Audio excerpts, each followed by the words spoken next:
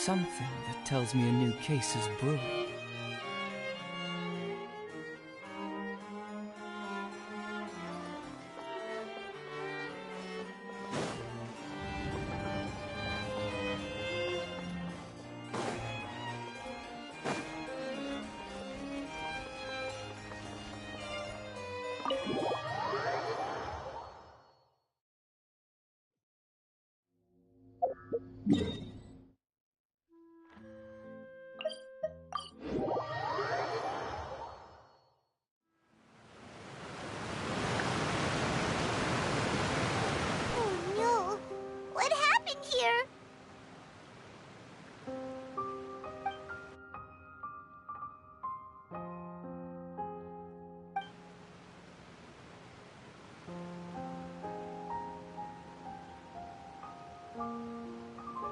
Navia should be around here, right?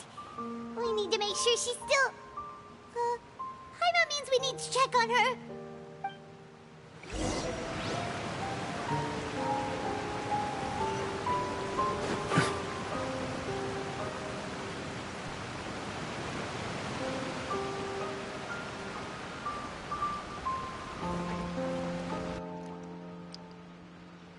We haven't seen a single soul all the way here. Oh, this is getting scary. What will I ever do now? Look, there's someone on the roof over there. Just stay put. We're coming up. Watch your balance. All right, just hurry.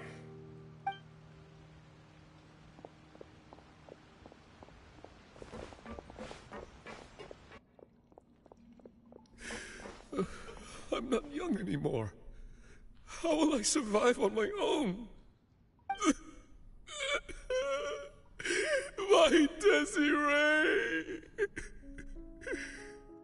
Oh, he looks pretty sad. What's up, bro? My leg! My leg! How could this have happened?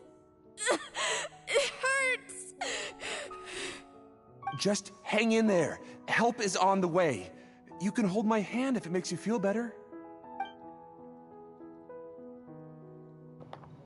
Bro, I just got off of work and got home and took a shower and now I'm here.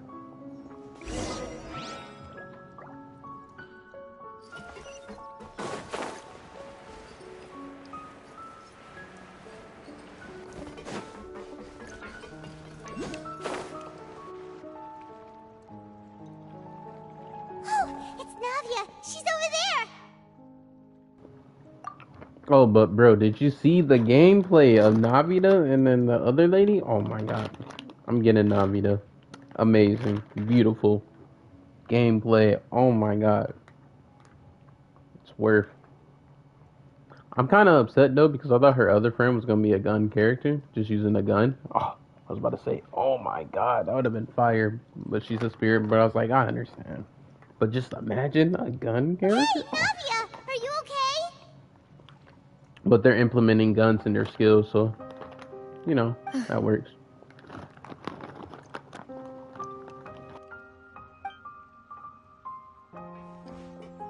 You're here. I know, right? A cannon, and then the other lady a rifle? I forgot what it's called. Oh my god, it's just crazy. We heard there was a situation in Poisson, so we came as quickly as we could. Yes. As you can see, the water level suddenly rose. It caused quite the disturbance, in fact.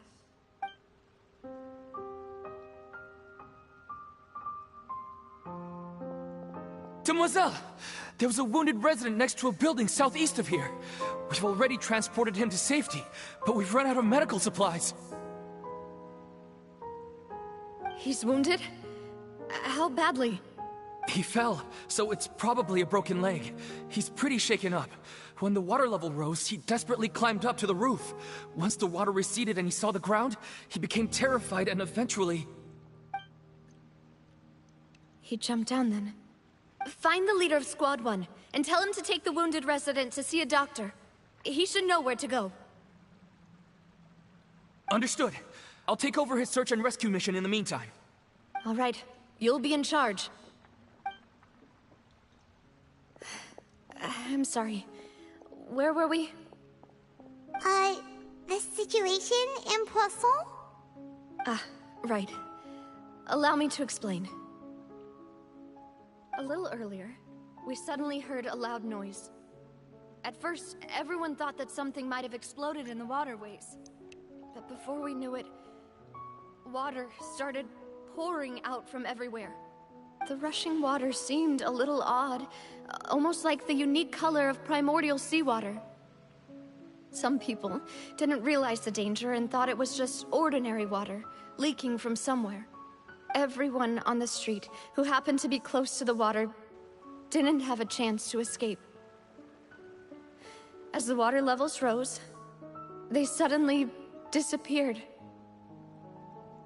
They were all dissolved. Those who realized what was happening started to flee in a panic, desperately trying to get to higher ground. Many were injured in the stampede, and some people fell from significant heights. The Spina di Rosula initiated rescue operations as quickly as possible, but there have been a lot of casualties. Fortunately, the water began to recede after some time, and the chaos came to an end. The water that flooded the area contained primordial seawater, so the lower levels of Poisson are still hazardous. To ensure everyone's safety, I've asked the people there to leave as soon as possible. No one knows if this could happen again. All we can do for now is try our best to help evacuate the residents.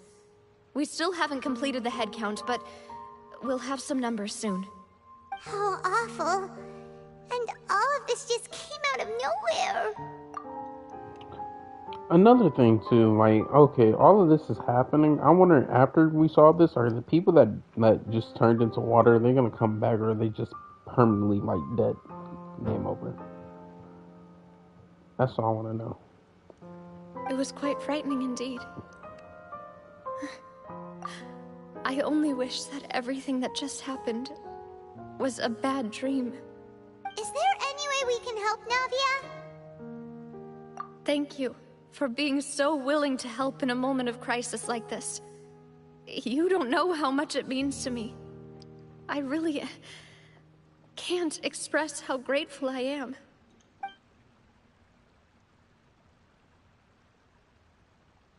Don't say that, Navia. That's what friends are for.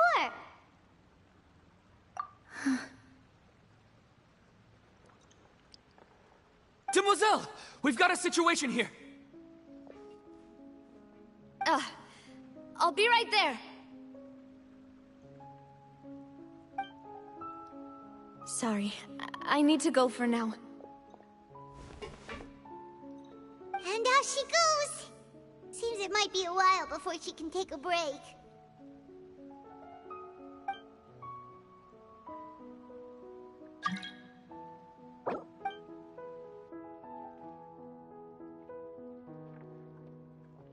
Okay, the wounded are being tended to, and we finished a preliminary head count.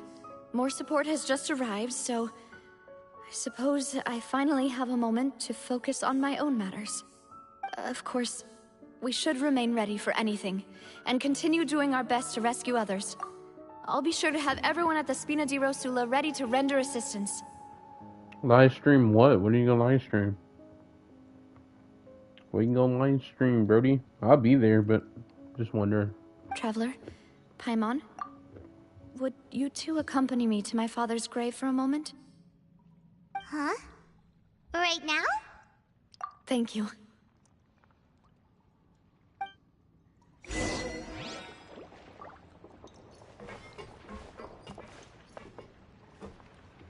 Yeah, what you on live stream? And on my other account, I'm saving up for the next manners. I got 55 wishes saved up so far. And then I could get a little bit more. I just gotta start doing I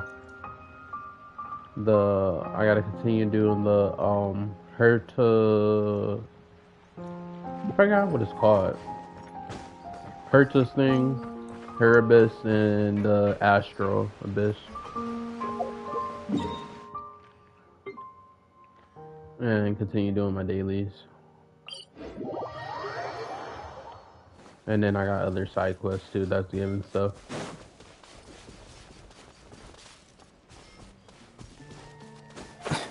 But yeah, what you gonna be streaming, Brody?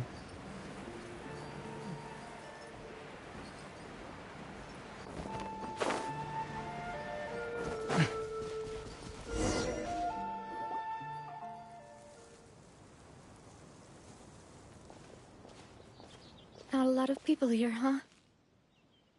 Well, given the time of day and the whole situation in Poisson, Paimon doesn't think there'd be a ton of people here visiting graves.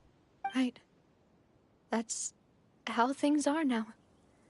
The living are so exhausted that they've no strength to spare any words for the dead. Navia?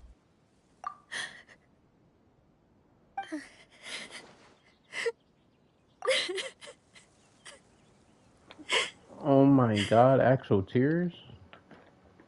They started doing this now? That's great. Navia, what's wrong? That's a character does not in their emotions. Sorry. I just... Malus and Silver. They won't ever come back here again.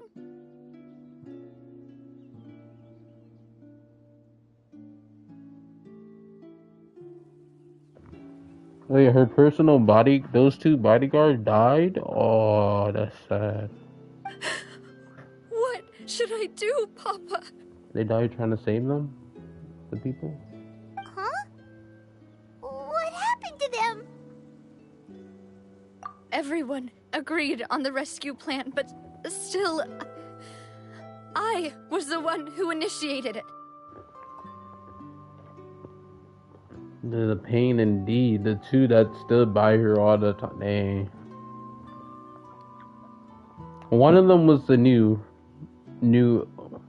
for her as a guard, and then the other one served under her father, and then her. Oh, that's sad. That's really sad. That's hit her where it hurts. They were helping evacuate the residents, but they couldn't leave in time. And they were caught in the seawater. What should we do? I've known them for so long. And I could at least hold a funeral for my father. And I know where he rests. But as for Malus and Silver, they're just... gone.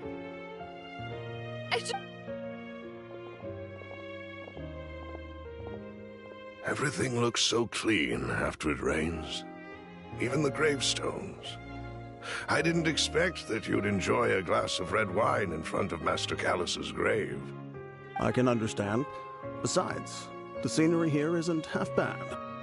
See, it's not just me. I always want to bring something when I visit Papa. Perhaps we might even have a picnic. He wouldn't be angry, would he? How could Master ever be upset with you, Demoiselle? Yet the cemetery is the home of those who have passed, is it not? Everyone ends up here sooner or later, no matter who you are. Buying yourself a plot in advance, are you? No need yet. But when I do, I hope you'll let me be buried beside Master Callus, Demoiselle. Hey, stop joking around. I'm quite serious. That way, it will save us both the trip to see each other whenever you visit your father's grave. That makes sense. In that case, could I be buried on his other side? After all, besides you, Demoiselle, the two of us could certainly be considered Master's closest companions, no? Personally, I believe we fill those shoes just fine. Why are you bringing this up all of a sudden? Seriously. All right. I'll remember your requests. But I'd really prefer not to talk about this stuff. And what do you mean by saving me a trip? I'd make the journey even if I had to visit you two somewhere else. I'd promised to let them rest in peace here. But here I am breaking that promise. I'm sorry for letting you see me in a mess like this. I don't usually cry, really. Paimon doesn't know how to help you feel better. But, well, she understands how you feel. I had always thought I could make my wishes come true. But now that I think about it, that never solely relied on me. Many things can only be accomplished with someone else's help. Malus and Silver have helped me so much. But by contrast, I could do nothing for them. I'm so sorry. You can spend as much time as you need here, Navia. We'll stay with you. Thank you. Right now, you don't know how much that means. By the way, you can have a look at this. It's a list of victims from the incident that took place here. Obena, Khan, Burnett, Giverny, Francine, Karina, Daisy Ray, Joinville, Jolienne, Esson, as well as Malus and Silver. So, everyone else is safe. But still... It's okay. I know what you're thinking. And you're right. We lost Malus and Silver. But we were able to save more than we anticipated. The overall outcome indicates that the cost was worth it. Right. Don't think that way, Navia. One person might be saved at the expense of another, sure, but that isn't something we should ever consider a trade. Malus and Silver were not the price for saving anyone. They're heroes. You're right. Thank you, Paimon. What you said just now was pretty amazing, actually. I'll remember your words. Oh, really? Seems you've become more eloquent in the time since we last met. The knave? What are you doing here? Is everything going well on your side? Yes, my people are carrying out the mission according to your request. All the residents of Poisson have been evacuated, and we're preparing to relocate them to higher ground. The fact that she just popped out of nowhere this fast and I just can't. Because for us dealing with all the other Fatui members, and then we just got her popping up, like our encounter with her, it's just, I don't know. You can't trust her 100%, but on certain things you can. But it's just, she's like another child. She's like Child. He just want to fight, but at the end of the day, Child's a cool person. He's like, yeah, I'm just chill. I just wanted to fight you, see how strong, where I stand, how to get better, how to get stronger. Child's over here. I'm ready to fight the world if I have to, just to see where I stand. I can't. As for these supplies, we have everything taken care of. There is no need to worry. Thank you very much. Wait, do you two know each other? We just met recently. Right, Miss Navia? Usually, I would call this a coincidental encounter, but that doesn't quite fit this time. Besides, it never even crossed my mind that a Fatui Harbinger would come looking for me. Thanks to the Knave, Spina di Rosula received generous support from the Fatui, which allowed us to complete the rescue and evacuation work so quickly. Mutual aid is essential to fostering positive developments. We were already in the area, in any case, so it was nothing. That said, I must say that you're a lot sharper than you let on. I'm sure you understand what I mean. I apologize for all the ways in which I tested you previously. We've never worked with a Fatui before, and it's extremely important for us to know who we're working with. My subordinates have reported that Fatui soldiers have been observing water levels and taking head counts in various locations. I hear that they've also prepared a large amount of emergency supplies. I'm quite surprised. This is nothing to brag about, nor do I intend to. It is simply the way of powerful organizations to act forcefully, whether they are doing good or ill.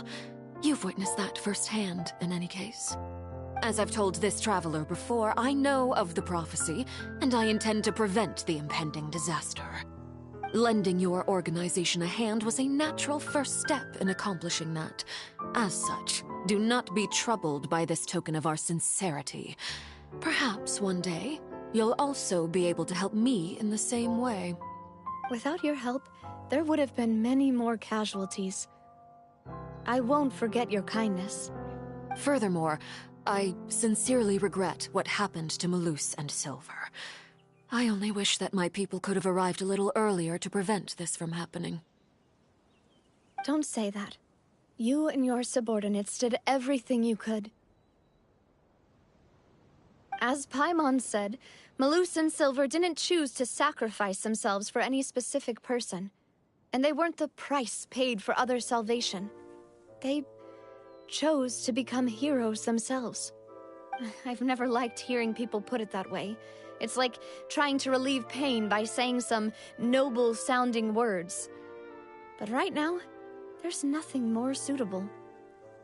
They really did become heroes. You're right.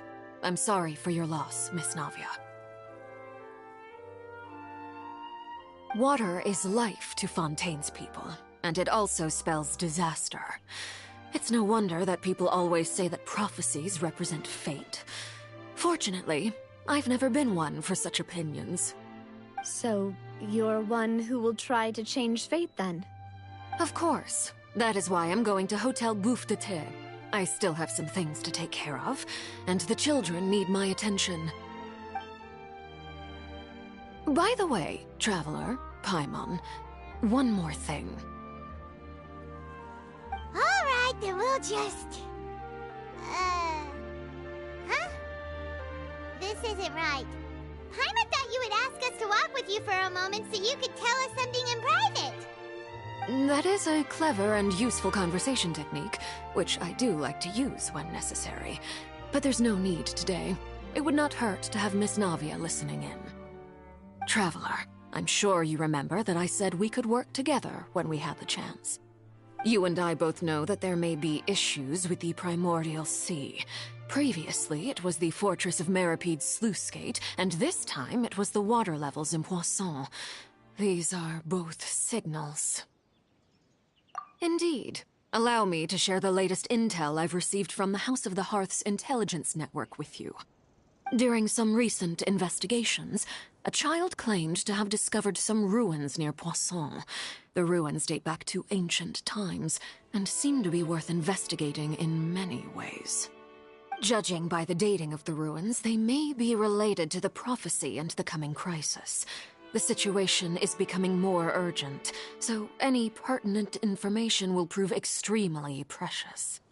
My people initially came to prepare for ruin exploration. Unexpectedly, this disaster struck, and at present, we're all busy prioritizing the rescue effort. So that's why the Fatui were already in Poisson. I wanted to take the children along, but unfortunately, Linny, Lynette, and Fremine have all been dispatched to higher ground to assist affected residents. Linny told me that outside of the house, the person they trust most is you. Which is why I want to give you this task.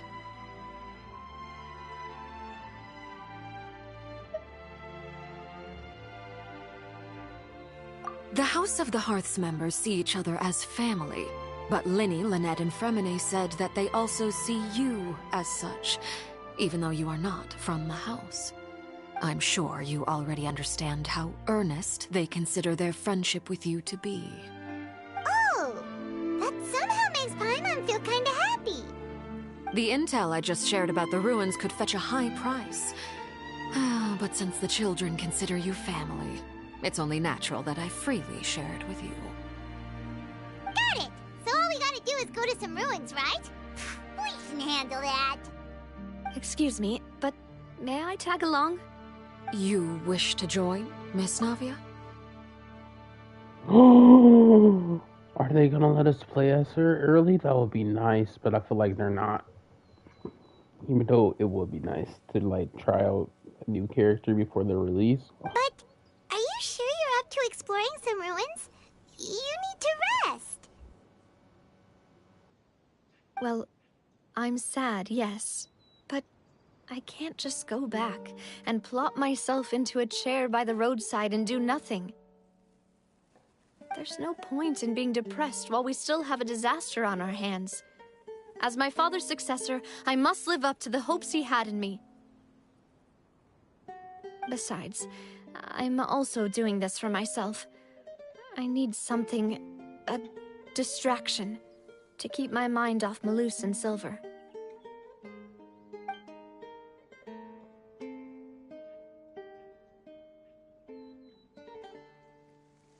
Since you put it that way, I have no objections. What do you say, traveler? All right. The ruins are to the south of Poisson. Here's the map. Okay, the three of us will handle it. Come on, let's pack up and get going.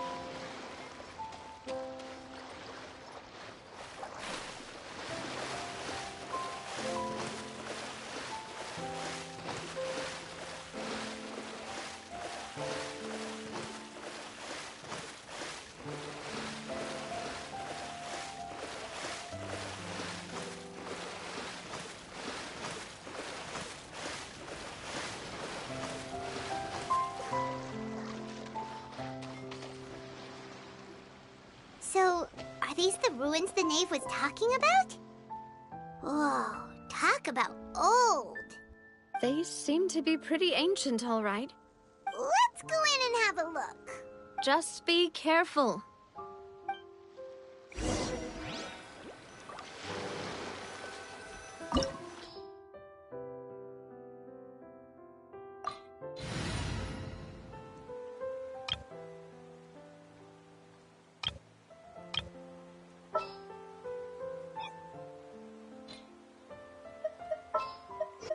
In the name of the Prinzessin!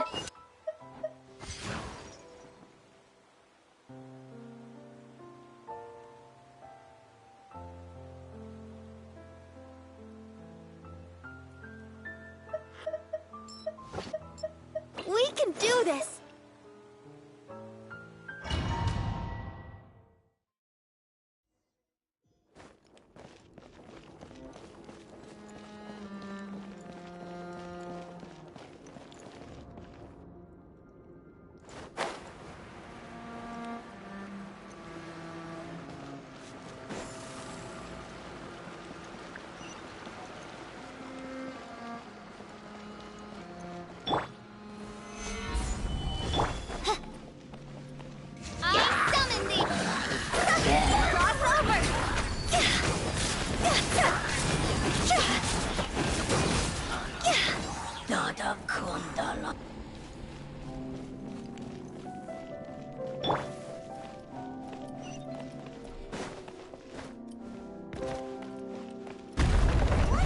The floor here isn't safe.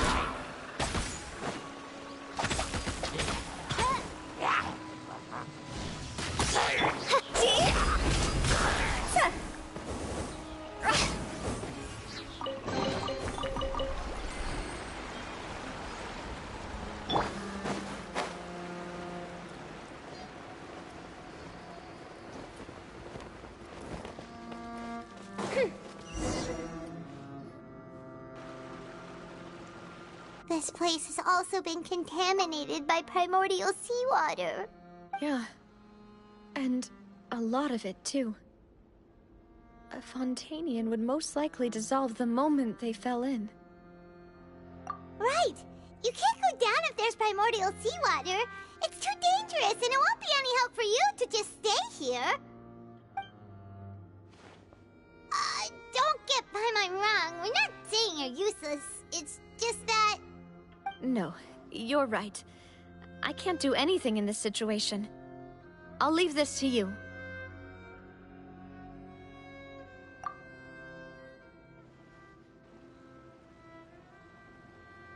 That complicates things. Maybe the only way left is forward. In that case, do you want to wait for us here? The water levels here are unstable, and there's a chance the water will rise. So, staying here wouldn't be safe either. I'll go together with you. Perhaps we'll find the exit just up ahead. All right. Come with us for now then, but please be careful.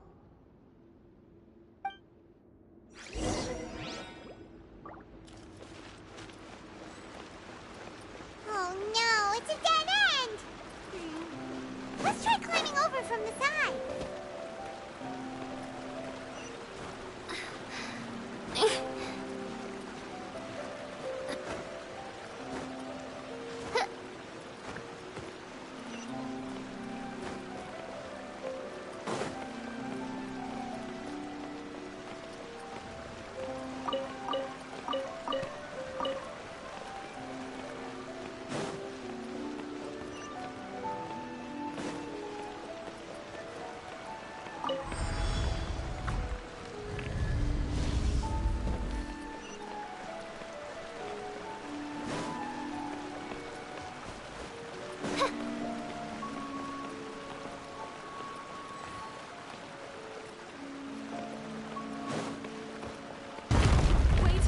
There's something wrong with this bridge! Run!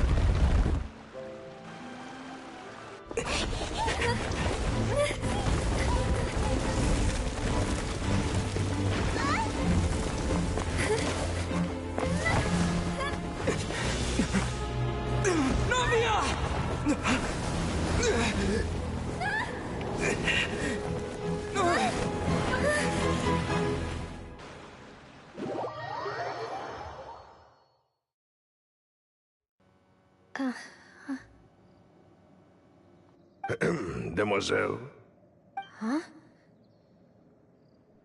Demoiselle, what are you doing here by yourself? Would you be standing here till dark if I hadn't come to get you?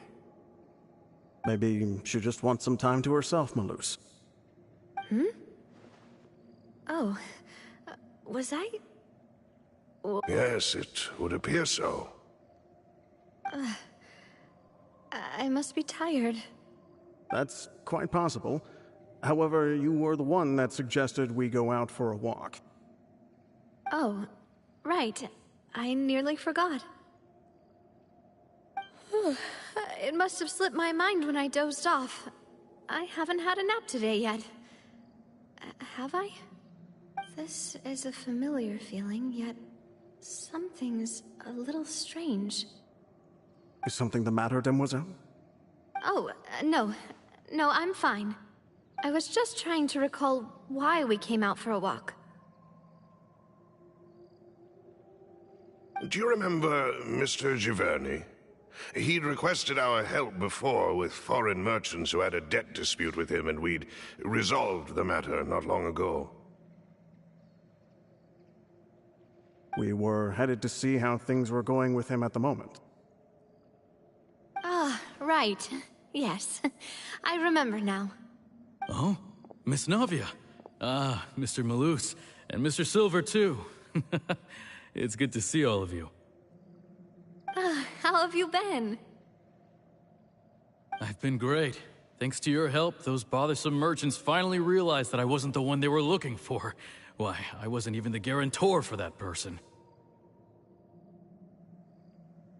They were knocking at my door day and night. Even my neighbor, Obina, was getting fed up with them.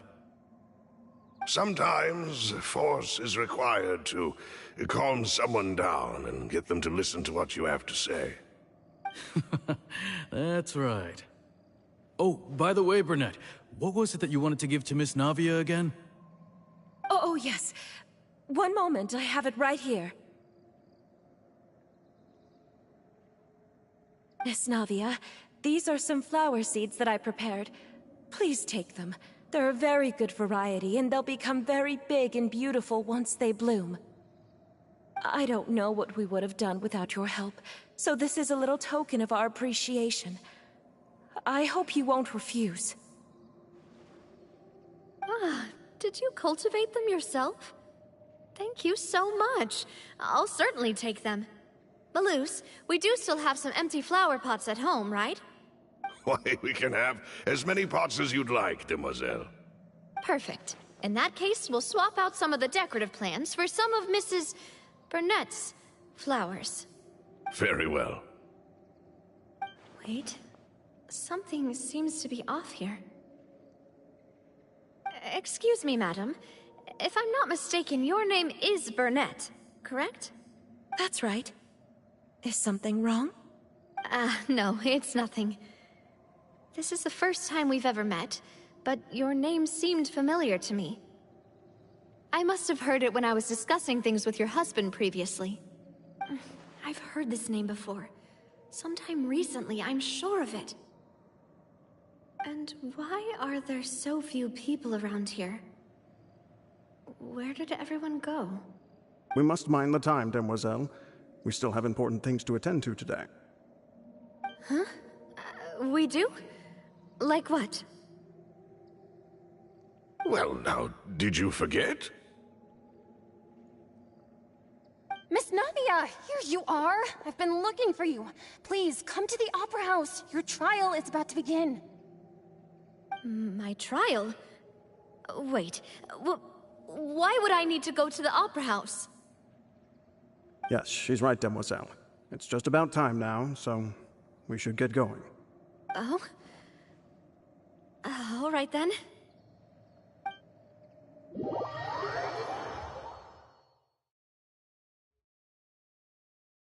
Look, it's Navia!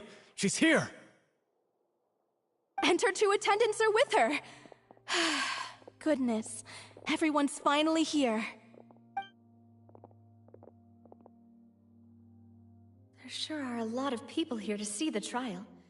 And they all seem to be oddly excited about something. I even know some of these people. Karina, Desiree, Joyville, Jolien, Essen. Why are so many people here? And why do I have no recollection of this case? And as for the judge... huh? Where's Monsieur Neuvillette? Please sit in the defendant's seat. Don't worry, Silver and I shall accompany you. All right. But are you sure you can stand behind me? Typically, it wouldn't be allowed, but today is an exception.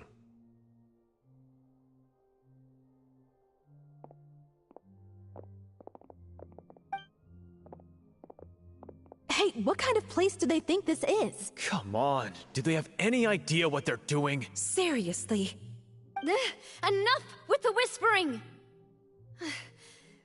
Could someone please tell me where Monsieur Neuvillette is? And why I'm standing trial?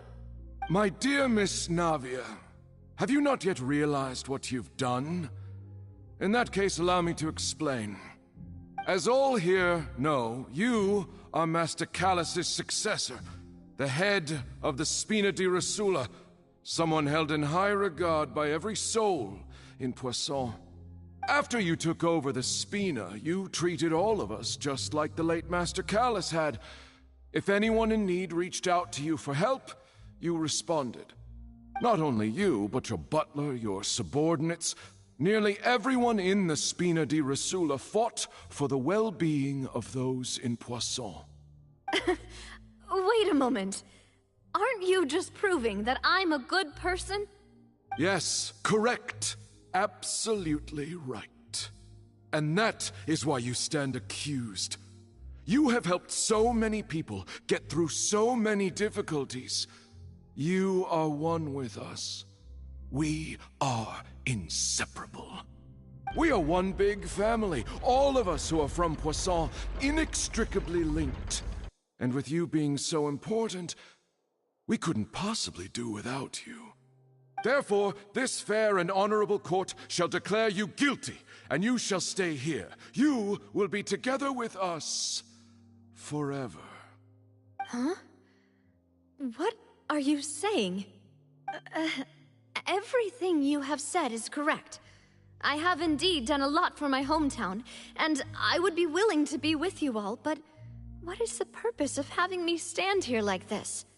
What is there to discuss? Ah, well, if that's what you think, then I have no further comments. How wonderful, Miss Navia!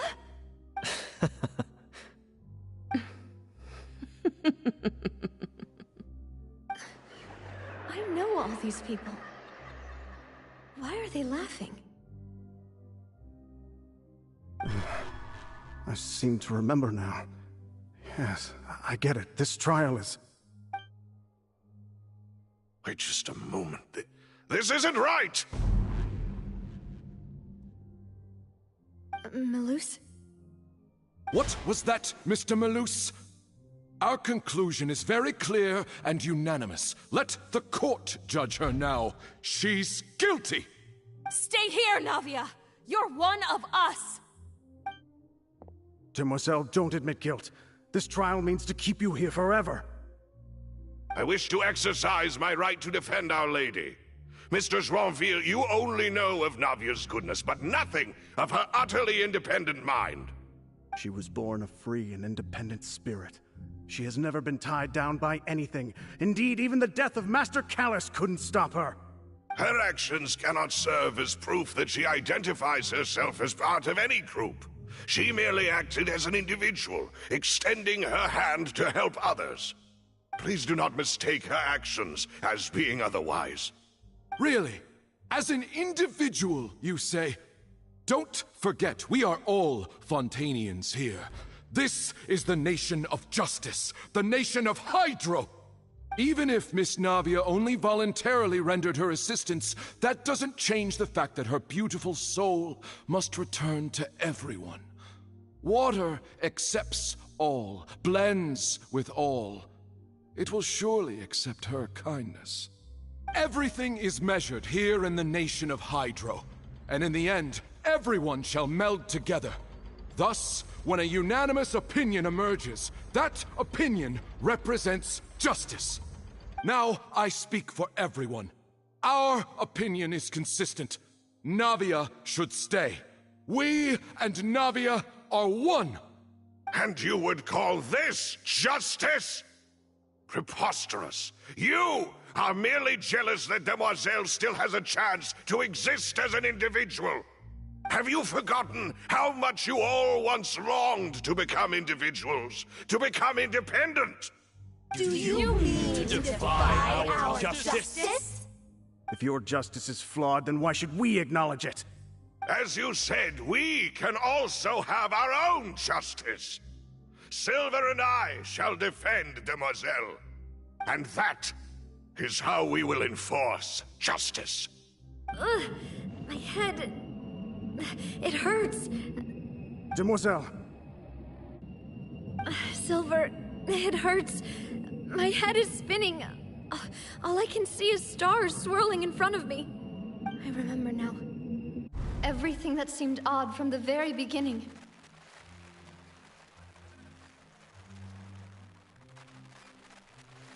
Karina, Desiree, Joyville, Jolien, Essen, and Mr. Giverny and Mrs. Burnett, who we met earlier.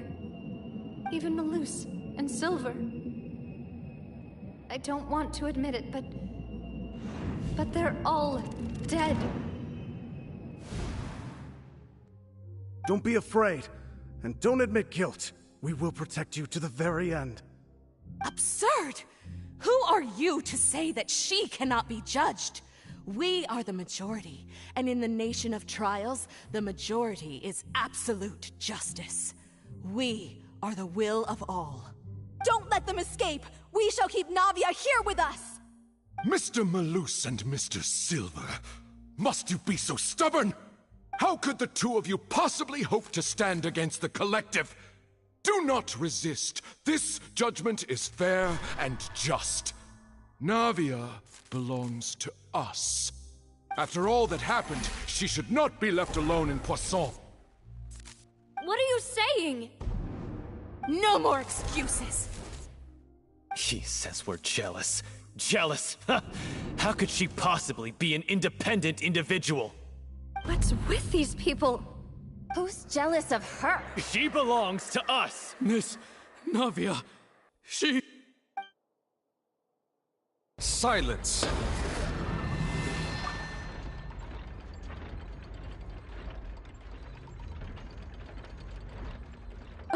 That's...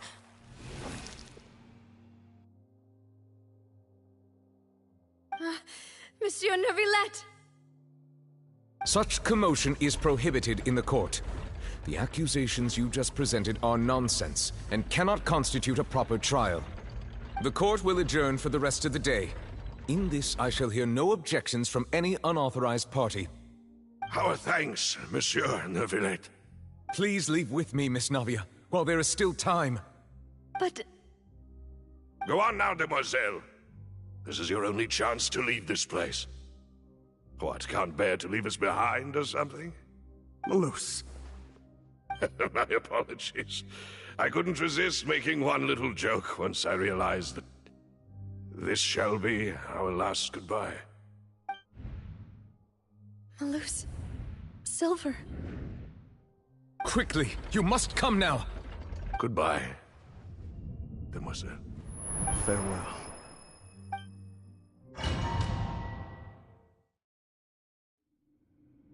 No, wait! Just a second! Navia? You're awake. Good. I must have been dreaming. Malus and Silver were still alive, and they were defending me at some insane trial. It looks like you're all right. Did all the sad feelings cause you to have a nightmare? Paimon could give you a hug. The ruins you were exploring suffered a cave-in. When I arrived, I found you falling toward the water. You were just about to be dissolved within, but I... What is it? I think I saw two Oceanids protecting you. It was only for a moment, perhaps even a fraction of a second, but they gave me the chance to retrieve you. Were it not for their intervention, I would not have been able to rescue you before your consciousness dissipated. Wait, did you say Oceanids? You mean like what happened with Vacher? Perhaps those two Oceanids were the people you saw in your dream. I always told them that they didn't have to protect me.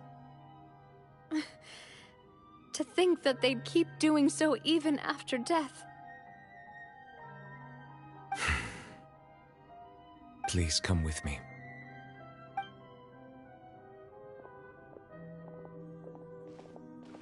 Neuvillette, are you okay?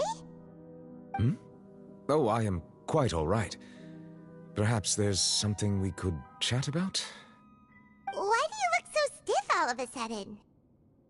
Oh, Paimon knows. You're the type who feels awkward when there's nothing to talk about, right? I merely thought that we should give Navia some time to herself. Huh? Why didn't you just say so then? Don't you think it's even more awkward to call us over like this and then have nothing to talk about? I suppose so. Ah, Sigewinne. I hope all is well with her these days. Her work in the Fortress of Meropide has not been too much for her, has it? No way, don't worry. She's doing fine down there. She's an amazing head nurse. I see. Well, that is good. I have always worried that Sigewinne would need a lot of time to understand the world of humanity, just as I have. Oh, and the Duke also says hi. even though Seedream made him do that. He hopes that you haven't been overwhelmed by all that's happened lately. Thank you. I have indeed been busy lately, and I also hope that everything is going well in the Fortress of Meripede. He still doesn't know what to talk about. Let's chat about something else then. So, Neverlet, you're probably quite the swimmer, huh? Yes, of course. This isn't going anywhere. Let's try something else. How did you find these ruins? Did the knave tell you? Yes, in fact. I had arranged to meet you in Poisson, but when I arrived, I discovered that the Fatui were helping the residents evacuate. They had even transported a large quantity of supplies to the area. Amid my astonishment, I ran into the knave, and we had a chat. She informed me that she had asked you to investigate the ancient ruins here. Yeah, we originally planned to meet up with you, but we thought you might still be busy with all those official documents. We didn't think exploring the ruins would take very long, and who would have thought you'd wrap things up so quickly?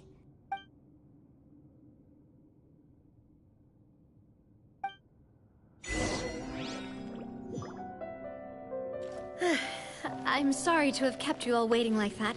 I'm feeling much better now. I guess we should get going again. Will you come with us, Monsieur Neuvillette? Yes, if you wouldn't mind my company. All right! Another one joins the party! Let's get going then!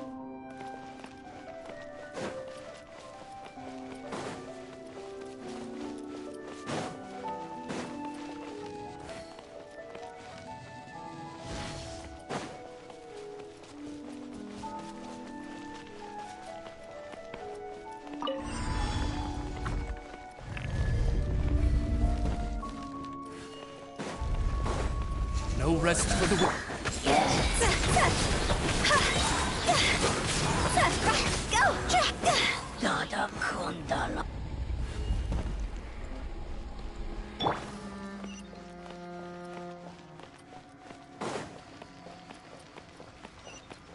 Oh no, another unstable path. Watch your step.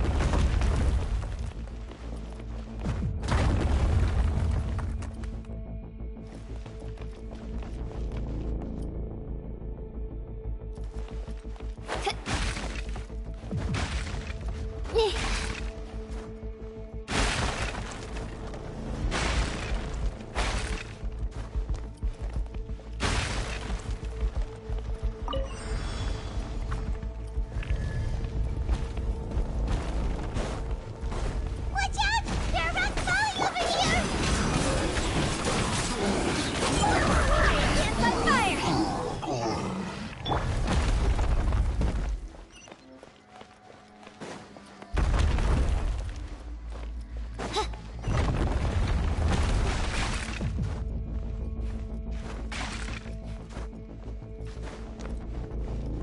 Seems we're almost at the top.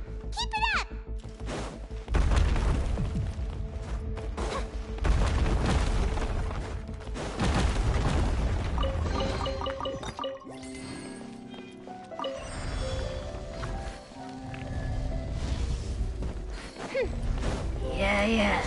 No rest for the wicked.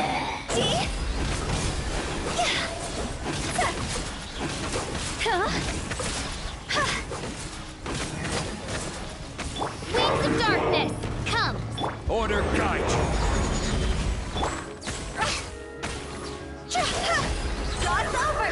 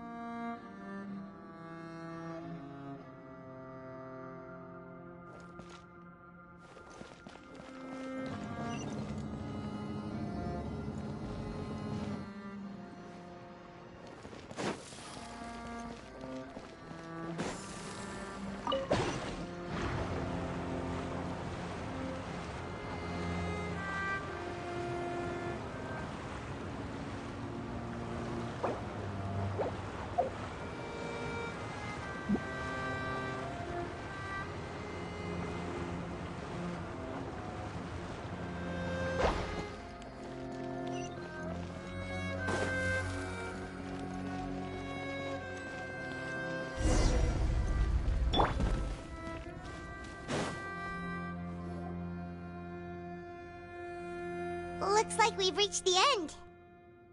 This is the place. There should not be any other hidden spaces in the vicinity. The path sure had some twists and turns, but it turns out that this place isn't actually that big.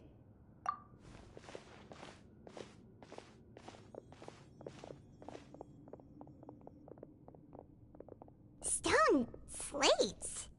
It seems like they were put here as an offering. Could we take them down and have a look? Perhaps we should just leave them be for now. There are 4 locations in total, but only 3 stone slates. The slate that should be in the first empty spot is missing. The surrounding walls also show signs of damage. There's something written below. Let Paimon see. Reason dictates that this nation be destroyed. I shall record the history of its future here in its past. Say what? It feels like someone left these slates and these words here for a purpose. But does he mean that Fontaine should be destroyed? That would fit the circumstances dictated by the prophecy, yes. Indeed, the slate's contents correspond to it. Take the second slate, for example. There's a person kneeling here. She seems so dedicated. And there's a whole bunch of other people behind her doing the same. She's facing this... what is this? Some kind of island in the sky? And is that Lady Farina in the third image? Did the Hydro Archon fall into the water? And is that a ring of people around her? Paimon doesn't quite get it. Are they all in the water? The fourth image. I know this one. This exactly matches the content of the prophecy. The people will all be dissolved into the waters, and only the Hydro Archon will remain, weeping on her throne.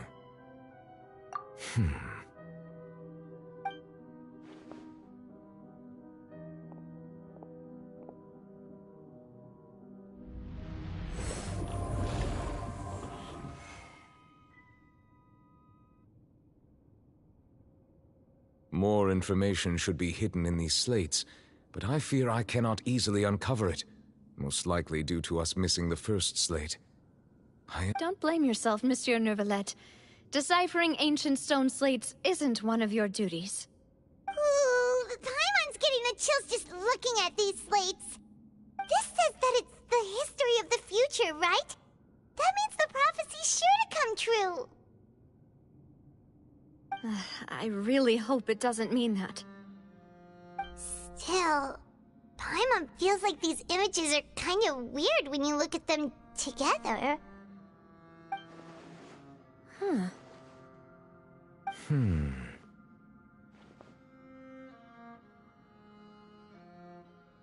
That's right! If the images are in chronological order, shouldn't the fourth, the waters drowning Fontaine, come before the third, where the Hydro Archon herself falls into the water? And yet the order is reversed here.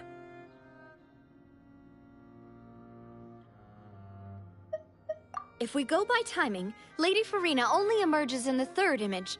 That means that the person in the second image might be the previous Hydro Archon. Egeria, then.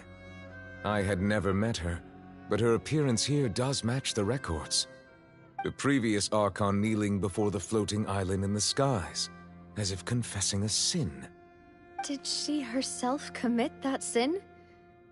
And if not, why would she be in such a posture? Also, I'm still wondering why these ancient stone slates are here at all. Judging from their contents, could this place be the origin of the prophecy? Does that mean that someone, or some people, once saw these slates? But who would have created these slates and left these words here?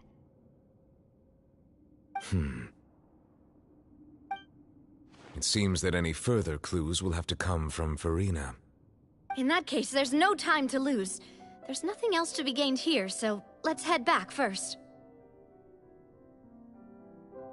Yeah, we better get somewhere safe for now.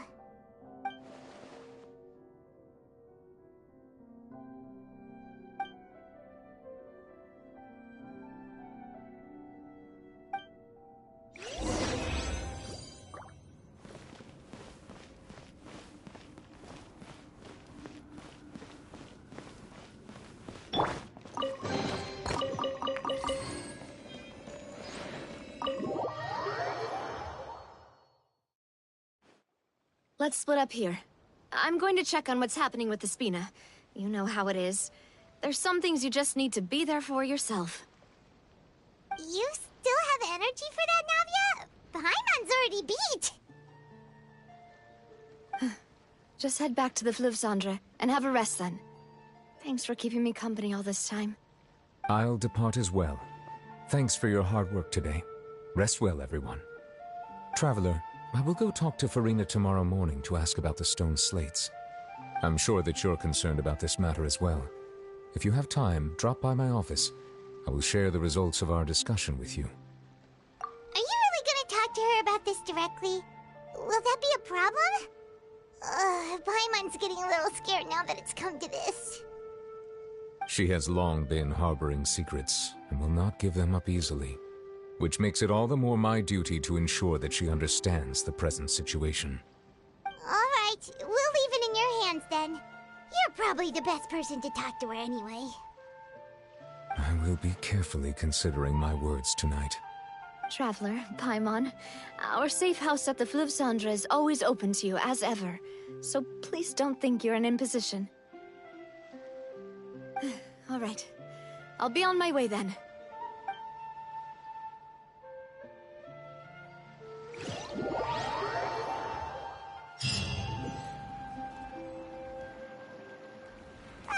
We're finally back!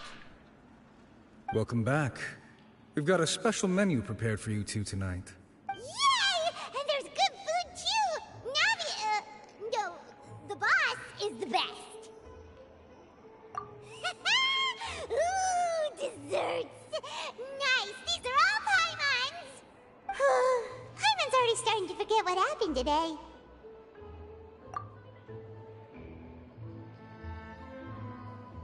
What the heck is Mona doing here? Oh my god. Oh, that voice. Is that who I think it is? Huh? It's you two. What are you doing in Fontaine?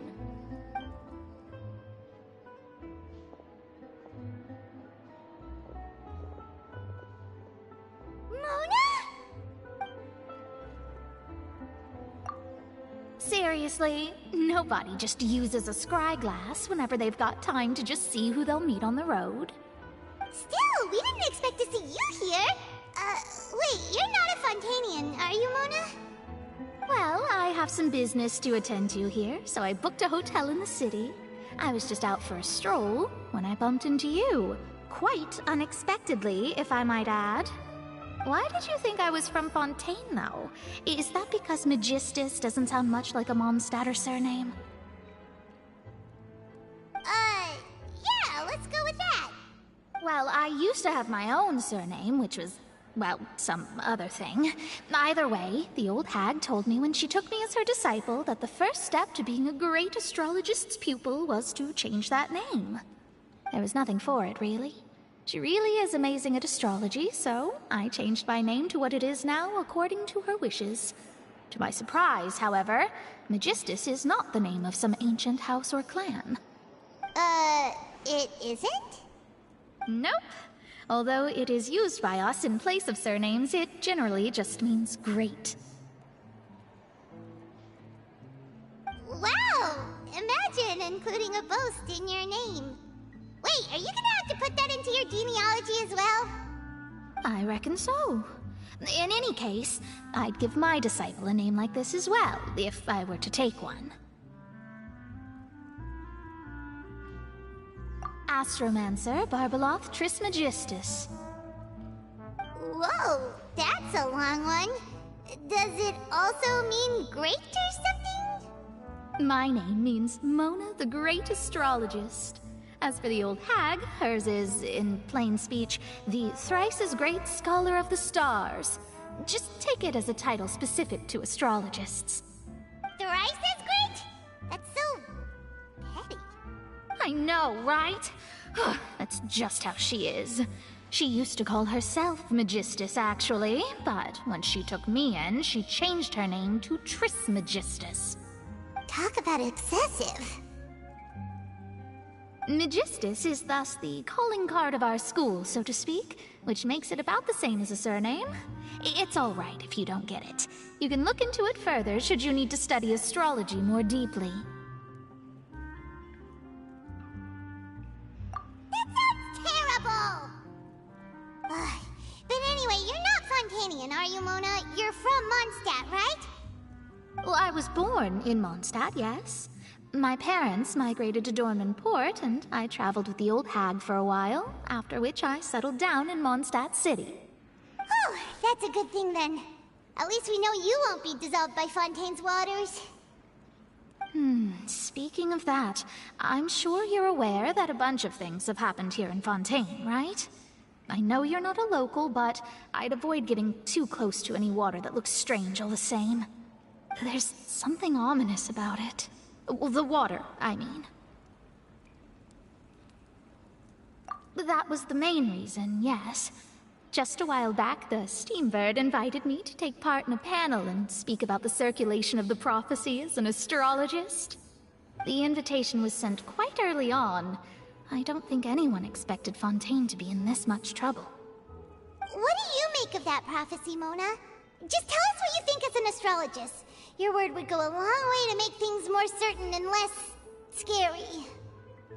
What I can tell you is that I'm an astrologist, and that this prophecy concerns the fate of Fontaine, even that of Altivat. Ascertaining this is akin to reading the fortune of the whole world.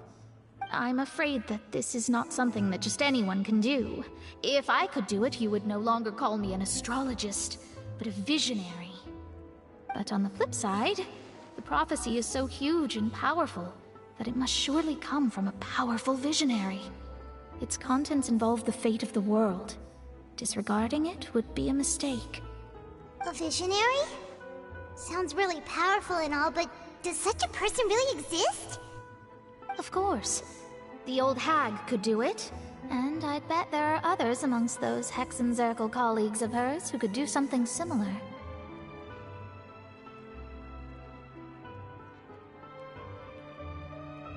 Huh? Are you sure?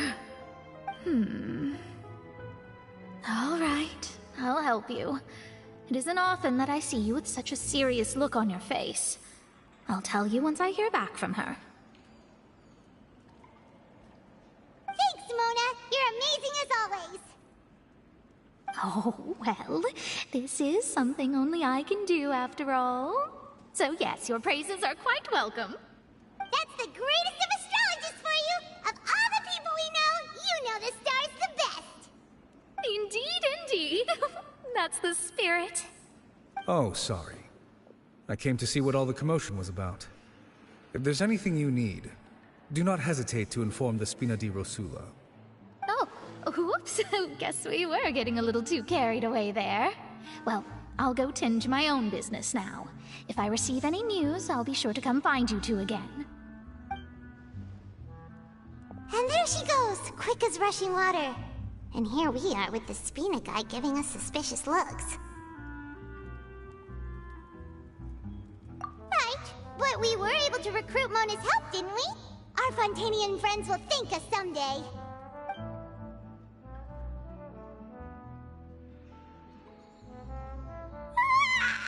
Good morning. To be honest, I'm still feeling kind of sleepy.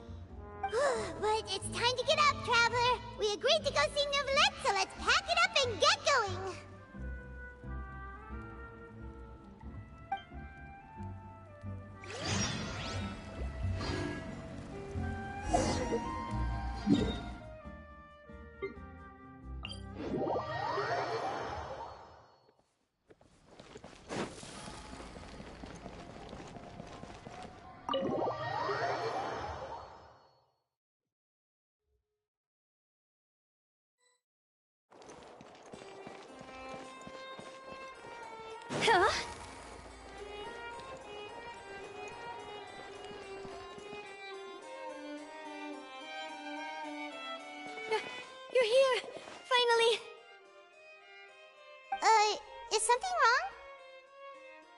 Monsieur Neuvillette and Lady Farina, they seem to have gotten into a dispute. Please go see for yourself.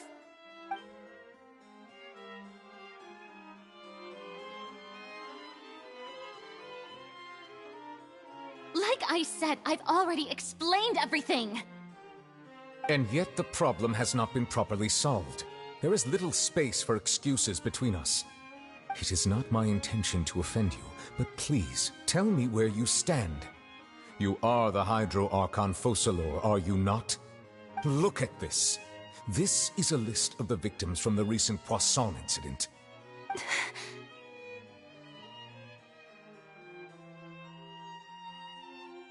You mean... they're all... We did not arrive in time to avert this disaster, and I will not have it happen again. I will say this once more. You must tell me everything you know. Yesterday, I found 3 stone slates in some ancient ruins near Poisson. Do you know anything about those?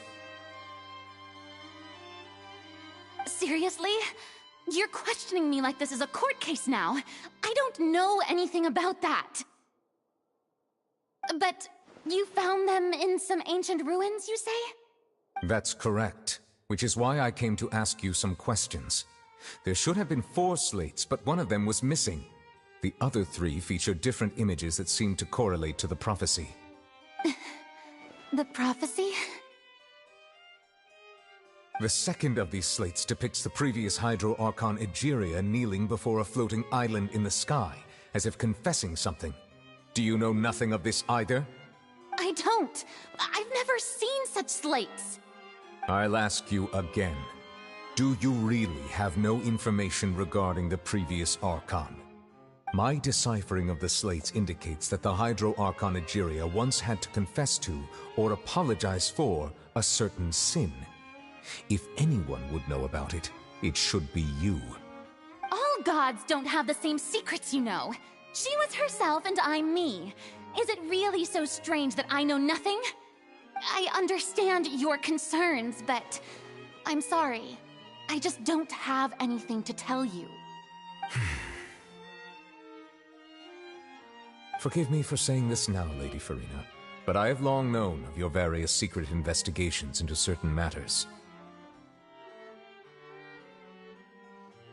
There are several indications that you have been investigating the prophecy on the sly. This is not strange in itself, considering that you are the Hydro Archon. But it is strange that you should also claim to not know any of Egeria's secrets, as well as do nothing following your inquiries. You have never been as superficial as you have presented yourself to be, nor are you a fool. And yet, your behavior is very inconsistent.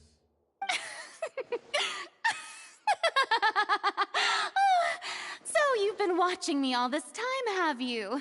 I didn't think you were that type. You... Well, since you know about my secret investigations, then you should know I'm actually working to take care of it. There's no point questioning or suspecting me. You're the Eudix, but you're still my subordinate. You should be following my lead. Just trust in me, your Archon, and do as I say. Never mind whether you can truly convince yourself to or not. It'll all turn out fine. That's all I have to say. We do not discuss this matter again. Oh, the opera's about to start. Toodles!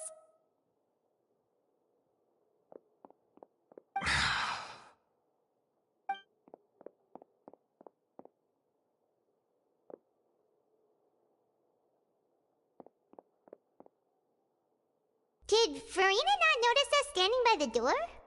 Wonder what's up with her. She was smiling. Huh. She didn't seem in the mood to care if we were listening in or not.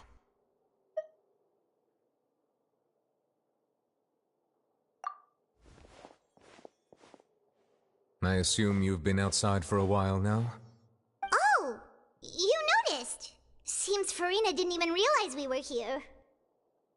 She was in a great panic, though I cannot discern the reason. Our discussion reached impasses time and again, a state of affairs that we cannot allow to continue. Still, I do not understand. Dialogue is the basis for understanding, so why did she keep refusing to engage?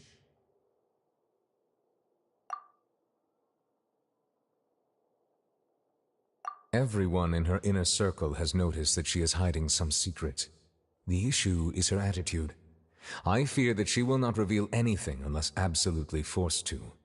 We may have to create a situation in which she will have no choice but to speak. Oh? Like what? Normally, people will only reveal the truth when standing trial. Perhaps we must have the Hydro Archon experience just such a scenario. But Farina's seen so many trials, and she's really good at dodging questions. How do we make sure that she won't just slip away at the first chance she gets? We will need to consider this thoroughly, join forces with various parties, and then do what we can. If at all possible, I would prefer to recuse myself from this affair, but we must prevent the prophecy from coming to pass. This may be cruel to her, but all Fontaine is in crisis. The information a god possesses is too precious, and so we must take a chance on this.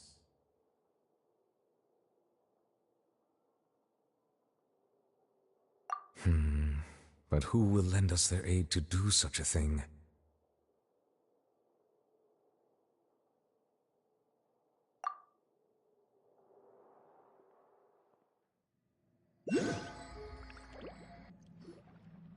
Well, that's everyone, huh? Speaking of which, it was pretty smart of you to think of hiding here. Poisson was just involved in a disaster, so it's presently devoid of people. That naturally makes it the best choice. And here you are drinking tea like it's the most natural thing in the world, huh? That's what families should do. Sit and enjoy a leisurely time together. It's nice to enjoy tea here, you know? Care for a cup? Lend me your ears, everyone. Or perhaps one of you might like to start us off. How about you, friend? Me? No, I don't think I can. Then, how about you, good sir? I fear that I will cause the mood on this boat to become as somber as it is in court. Well then, I guess we're lucky we've got a local like me to organize things. Wonderful, the spotlight at last. I guess I'll be facilitating things from here. That was a little long-winded, don't you think? Oh, you might be right. Anyway, to cut to the chase, our friend here, the Traveler, has brought us together to discuss something. As for what that is, well, let's start by saying that we'll be pooling our efforts together to create a series of traps. Oh, how intriguing. Well, it's just an expression, really. One that I just learned from Chlorand, and used on the spot. So, let's invite her to explain in detail. A round of applause, please. Huh? Didn't you say that you would be facilitating this? Oh, come now. Your work doesn't involve much public speaking, right? This is a good chance to practice. You might even pick up some fancy oratory tricks to impress your boss with in the future. I see. And what does my boss say? He is glad that you consider him your boss. Do go on.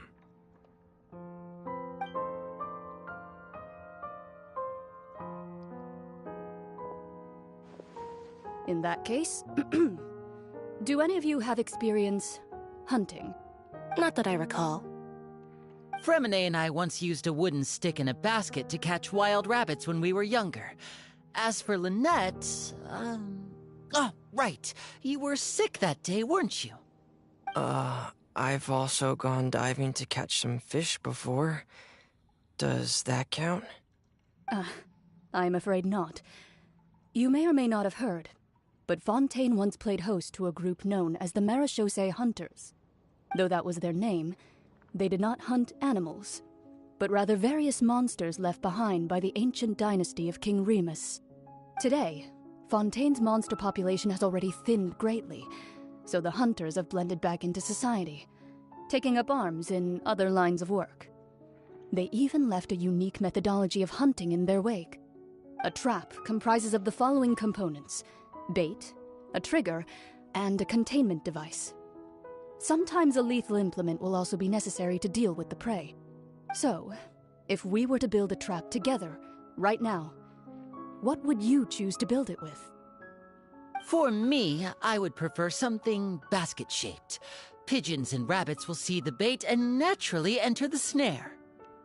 Our line of work requires a deft hand, and we're some of the best in the industry, so you can count on our techniques. You used some of those techniques while moving the people of Poisson, didn't you? My subordinates mentioned that you even performed some magic for the bawling children. Yes, and I even managed to gather some intelligence in the meantime. I'm quite the multitasker if I do say so myself. I'm afraid I can't claim that as my strong suit.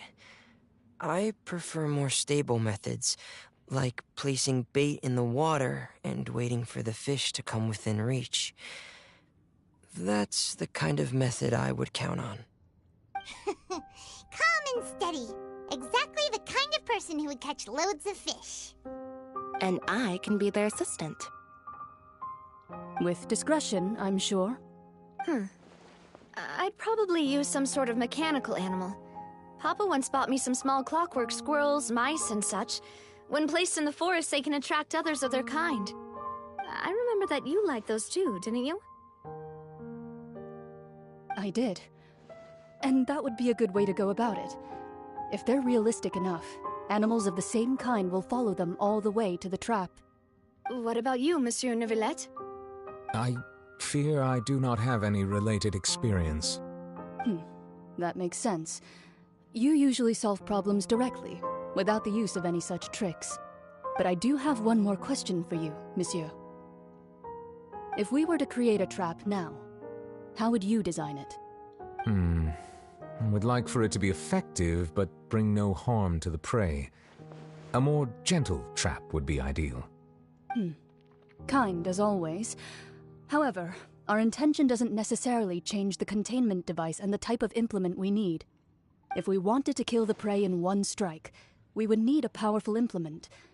However, that also goes for prey that must be captured and safely contained. Wait, why's that? Only a hunter who's a true expert at subduing their prey can snare it without harming it. The line that divides life and death is often exceedingly thin. So are we going hunting together? We hadn't thought of seeing ourselves as hunters. It kinda works, but maybe it's still not the best metaphor. If our means of capturing and dealing with our prey is to put them on trial, then the hunting metaphor is actually quite accurate. But we shall require much more courage than any hunter to judge a god, a being whose seat is an exalted throne.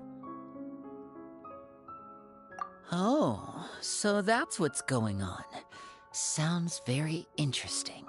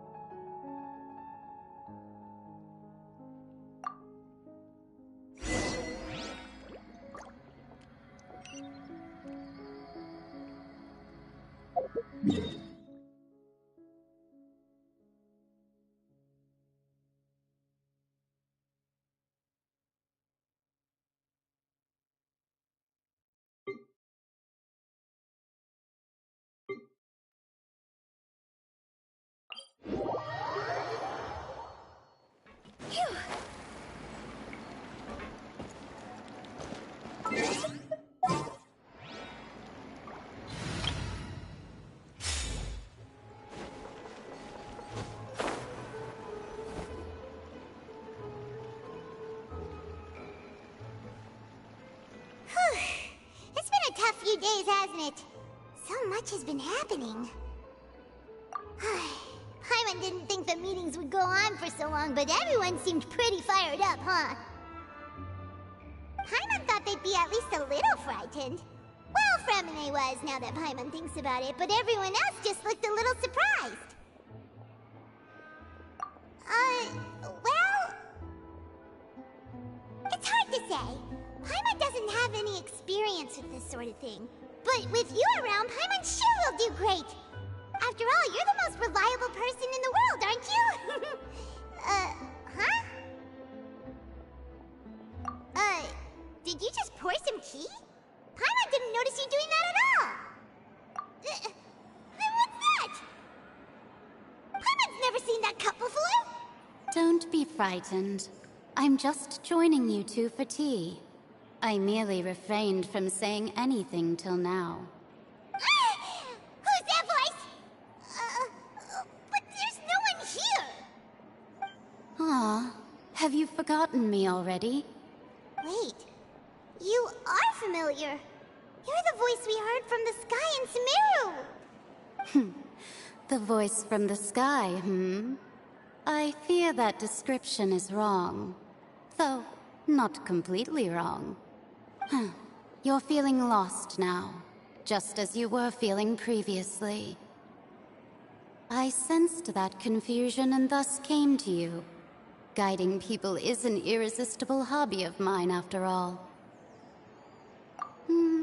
Consider me a passerby, just accepting a commission from my friend's disciple on a whim.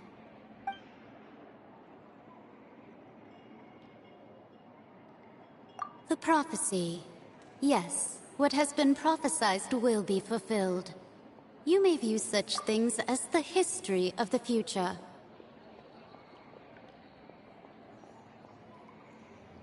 This must be Mona's master, I'm guessing.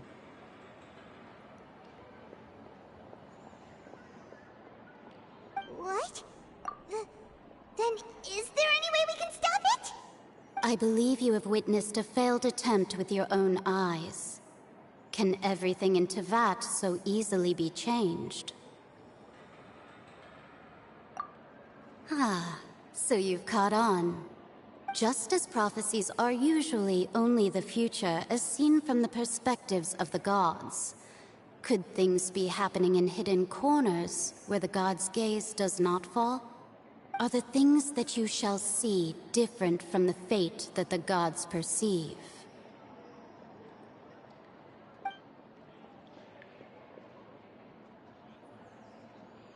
What is she talking about?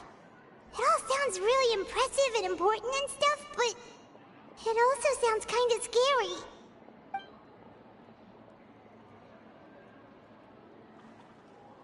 I believe that you understand, right? Some things are insignificant, but others you must reach out to change.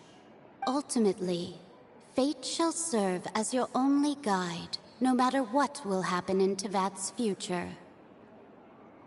All you need to do is to play your part.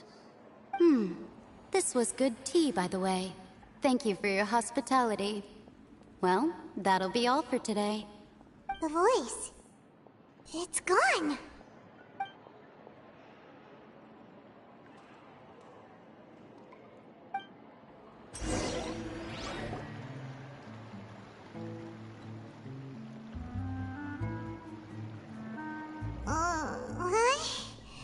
I want to hear someone talking. All right, coming. Hey, it's you who's getting lazy, okay? Well, I see I've walked in on some lively banter. Mona! Fine, just fine. I went to take part in that Steambird panel. It turned out to be more interesting than I expected. Not all Fontainians are pessimistic about this. One journalist mentioned that sitting around and waiting for the end to come would be wrong, and that they should make their own rescue preparations. I agreed, so we had a brief chat with her. Did she have pink hair by any chance? Why, yes! It was Charlotte. You remember her, right? That daredevil journalist? I'm in full support of her view. Prophecies are very important, but how can people allow their lives to be commandeered by just a few words? That's right! Paimon's glad to hear something sensible for once. Ah, yes. About what we had discussed before. I did try, but I'm afraid I couldn't reach the old hag. I'll try again tonight, but I wouldn't get your hopes up. Huh?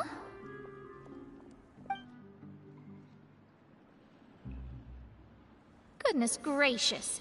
Are you serious? She said that even the god's gaze has blind spots. Pretty bold if you ask Paimon. Most people would believe the gods to be all-knowing, right? The Hexen Circle members are certainly anything but ordinary. As for the mage named N, the old hag has mentioned her a few times. She said that N's sense of direction is incredible, and that she loves guiding those who are lost.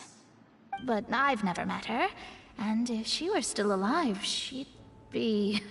well, suffice it to say that the hag's at least a few hundred now, and N's been around for longer than that. Whoa. The Hexen Circle sounds like a scary group. But they must really stay in shape to live so long. Their abilities alone are pretty terrifying. If she came to see you personally, then the problem you're facing must truly be of great importance. Well, it's not like Paimon could understand anything she said. Yes, she was quite cryptic, but I suspect she means that there is still a way to turn things around. She didn't say when or what that would be, though, so... perhaps it is something that you cannot know right now.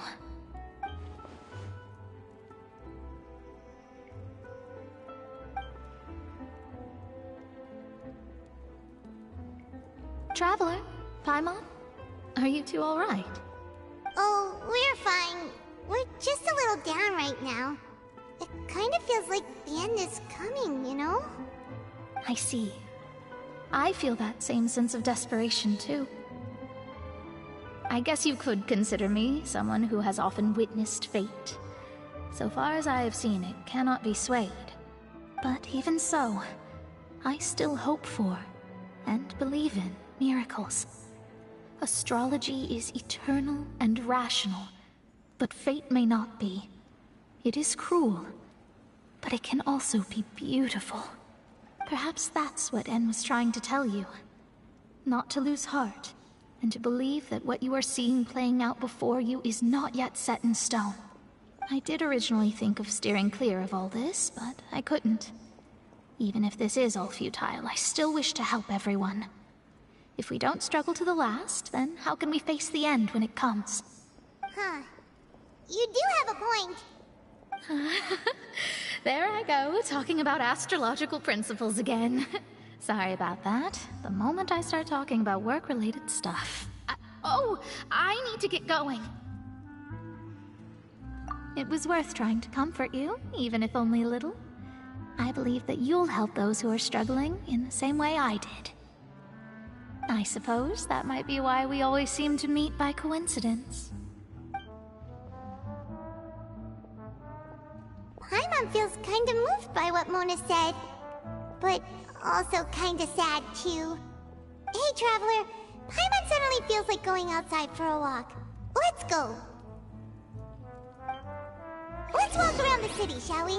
There's a few spots we always like to walk by.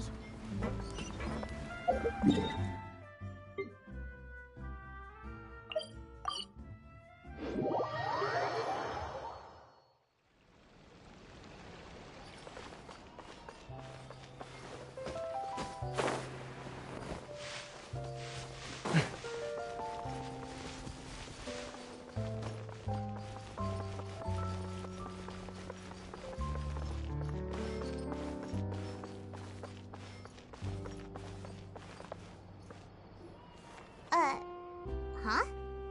Our names are written in this newspaper. What's going on? Let Paimon see! The underwater stronghold, the Fortress of Meripede, has continued in its noble autonomy, but that does not mean that others cannot interact with it. My recent attempts to enter the fortress bore little fruit. Huh. Guess Charlotte still hasn't given up on that. Thus, did an Outlander friend become the focus of this report. A blind adventurer with their white fairy, legends trailing in their wake. It is said that this mysterious traveler once visited the underwater fortress. So while the fortress's interior remains a mystery behind closed doors, do not fear, for the tales of the traveler contain surprises in spades. Journalist Charlotte's biggest scoop yet, The Traveler's Trail, World Walker. Huh. Charlotte took so many awesome photos of us and we never even noticed her. She hasn't been able to get a hold of anything at the fortress, so since we're easier to find, she's using us as the subject matter instead? Ugh, seriously? Well, fine. Those headlines and photos do look cool, so Paimon will forgive her this time.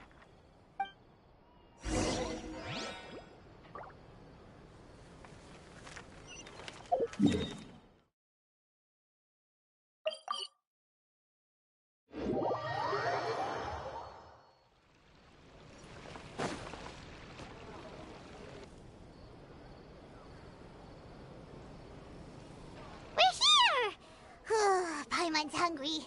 Should we go in and get something to eat?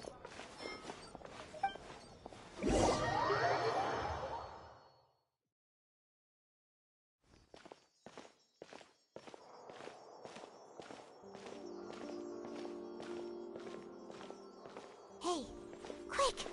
Look! That's the limited edition, only 16 slices a day cake!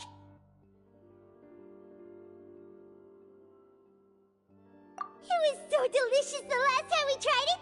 Despite the tense situation we were in, let's give it another go! Paimon's sure it'll be great!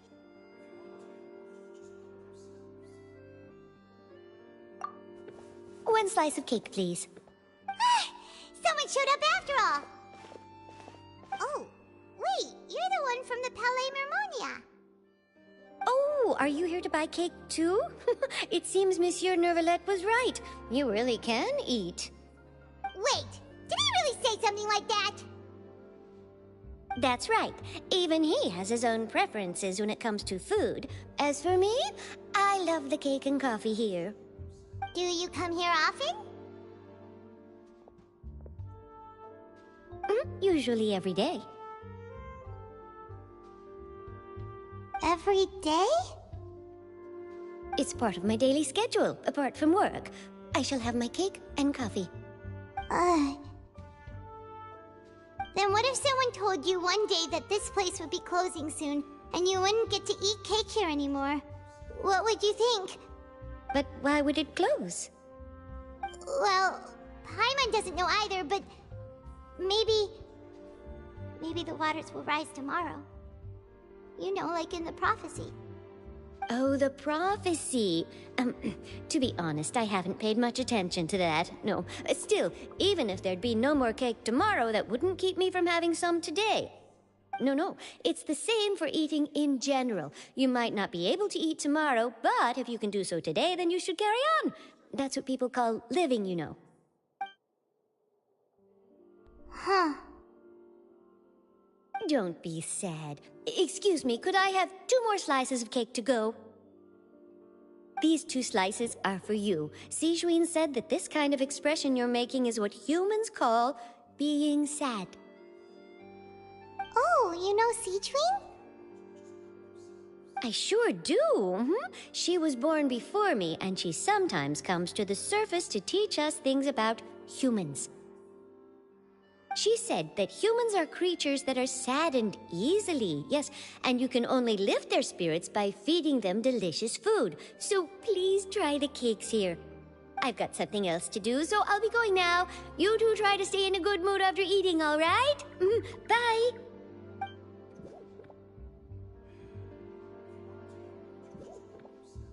And there she goes!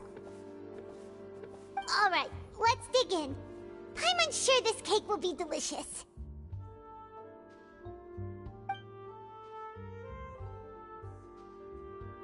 It's more delicious than last time!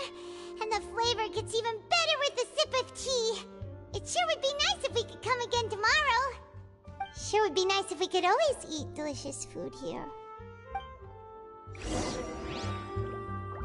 Art is the key ingredient in Oh,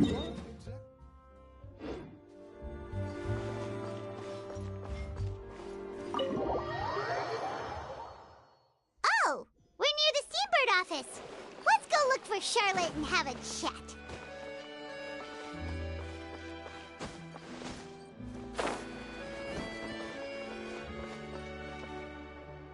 Wow! If it isn't the Traveler and Paimon! Oh, have you seen the article I wrote about you? Ha! You've got some nerve! You just used us to make some quick mora! Oh, you needn't worry about that. I heard that you were in Poisson some time back, so I sent you a letter to discuss just that. It appears you didn't receive it, though. It's all right, though. I've set aside the amount intended for you. I've even set the table with some food. Really? Oh, you're the best! You're almost a little too easy to win over, Paimon. If I were a journalist with ulterior motives, you'd be in trouble now, you know. Oh, Paimon knows you're not like that. Still, what brings you here all of a sudden? Were you looking for me? When Mona mentioned you, we thought of coming to see you at work. I see. It seems you've already bumped into Mona here in Fontaine. So she mentioned me? What did she say? She said that you're a real daredevil of a journalist. Nice. In which case, can this daredevil journalist dare to request an exclusive interview with the legendary Traveler and Paimon? Huh? So your article in the paper today doesn't count? Oh, of course it doesn't. That was more like live photography. What I'd like to do is dive deeper and ask you to talk about the things you've seen and experienced. Yeah, are we even qualified enough? Why not? If I say you're worth an interview, then you're worth it. But not right now, of course. I'll need a few days to prepare. Oh, in that case, we'll just chat when you have the time then? Oh, so that's a yes? Ooh, splendid! I'll tell the editor-in-chief immediately. I'll have to apply for lighting, a venue, some props, and... Whew, so much to get done now. Talk to you later. Wait, Charlotte, Paimon's still got a question for you.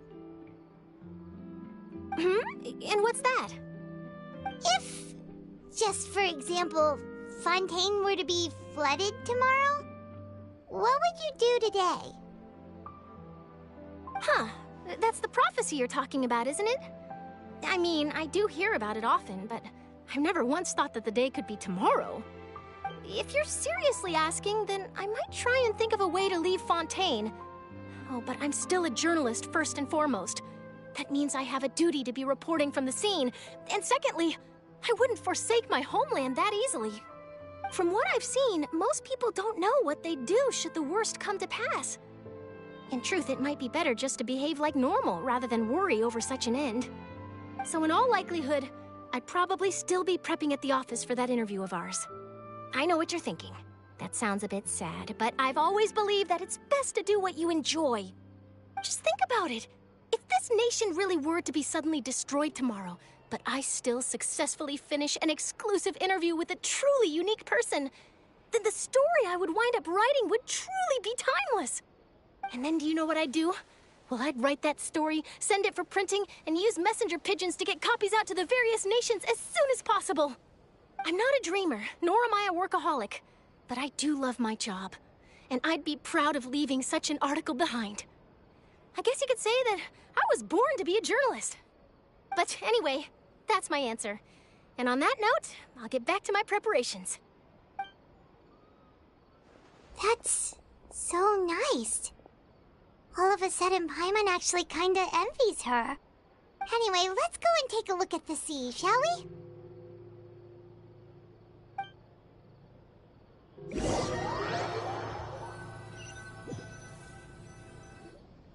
The sea breeze and scenery can be a pretty soothing combo, huh? Paimon's been thinking.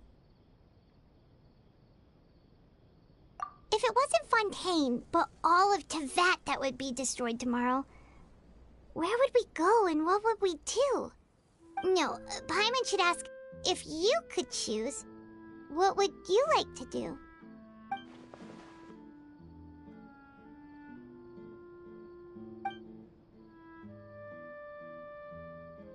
We've always been moving to the next destination, so we haven't spent much time thinking about these kinds of things. We didn't have to either, with us always being on the road and whatnot. You mean, still traveling? Huh. Wait, isn't that what we've always been doing?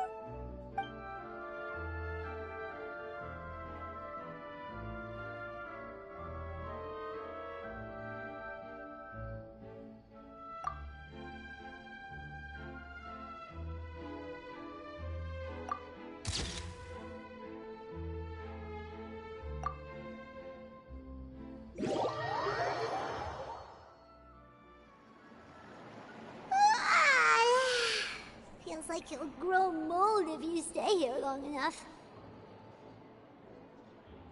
But it's still better than the Fortress of Meropide, that's for sure. It's not only damp there, but salty too.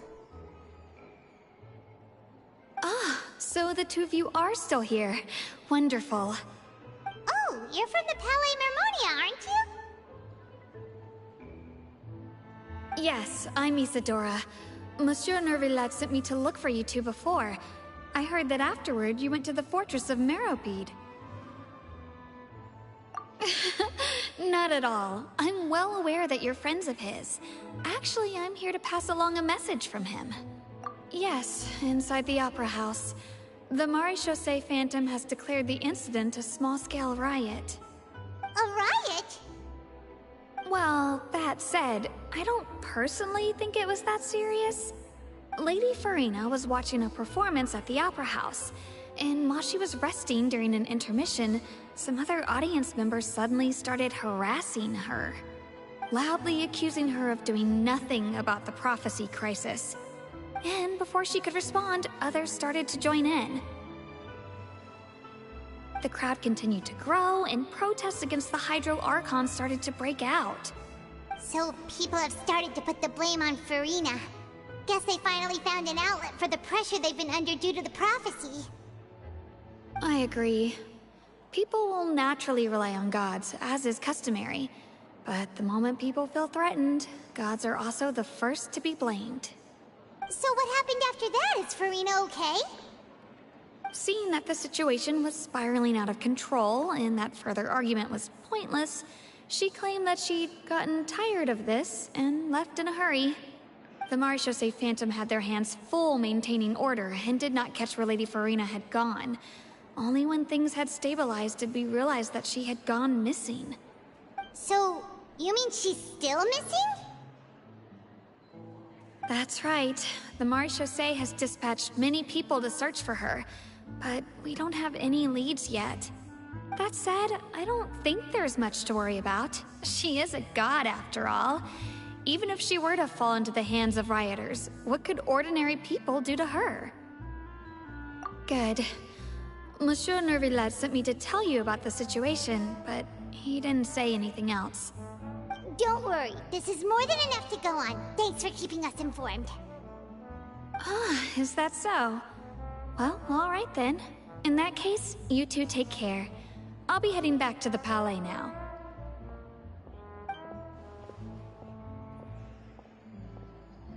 Well, sounds like we should hurry over to Poisson then. If we know Farina, she won't try to fix things in this situation. Instead, she'll look for a place to wait out the heat.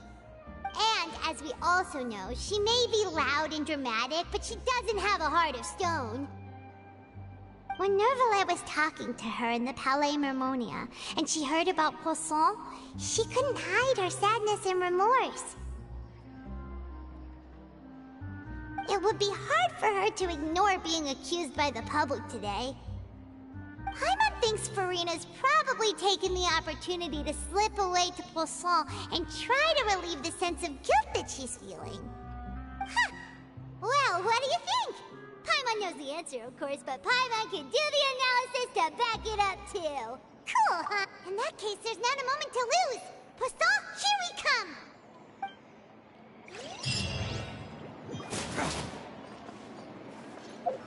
This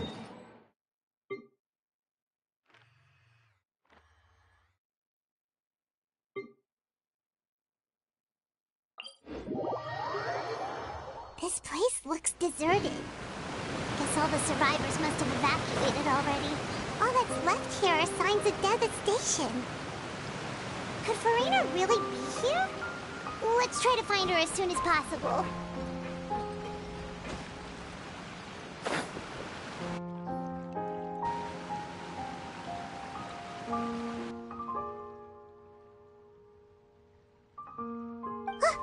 That's Farina, right over there.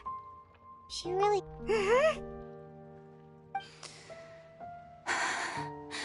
Should I just give up? This is all meaningless. What was meant to happen did happen after all. Everyone's dead. I'm sorry. I am so sorry. Give up, Farina. There's no point in holding out. I'm sorry. But what can I even do other than to repeat meaningless apologies over and over? Who's that? Don't worry, Farina. It's just us.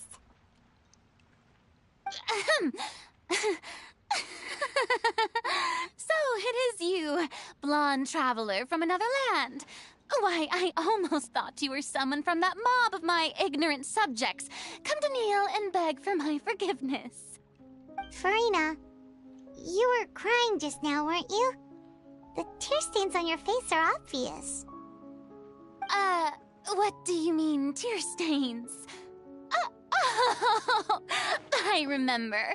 The show at the Opera House earlier this morning was so moving. I'm still trying to process it. Who did that uncivilized rabble think they were, disturbing my enjoyment of the arts? They even dare to tout their Archon. I must teach them a lesson. I can just imagine their twisted and frustrated faces once they realize that I'm nowhere to be found. Oh, and I'm sure Nouvellette and those people from the Marche Chaussee Phantom are freaking out right next to them, too.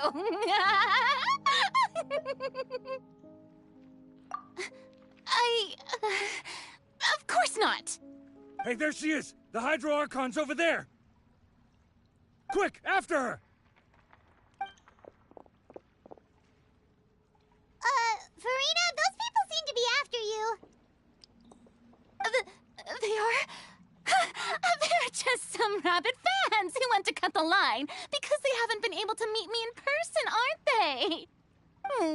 That's against the rules. I can't let them get their way. Farina just ran off! Quick, we have to catch up with her!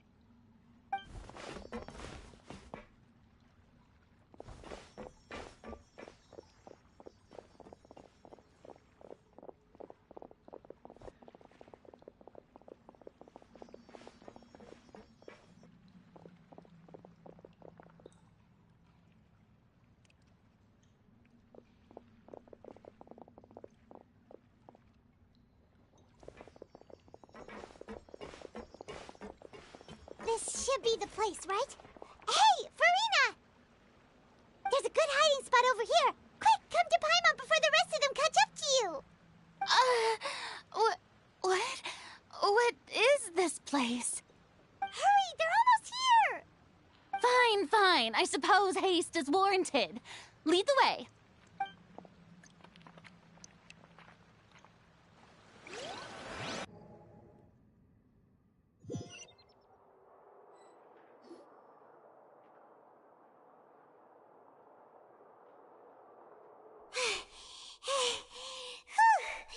Paimon's exhausted.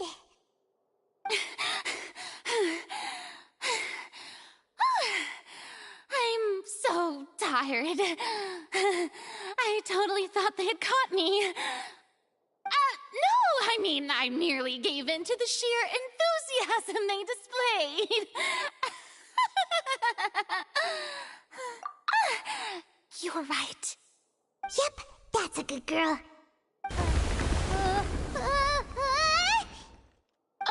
What's happening? The ground's shaking. Is it an earthquake? Yeah, a quake of this kind preceded the flooding in Poisson, didn't it? It can't be. It's happening again. Well, there's no need to worry too much about that. Novelette's made some emergency plans, so the evacuation should go a lot smoother this time. Yeah, I hope you're right. But the people of Poisson, they've already...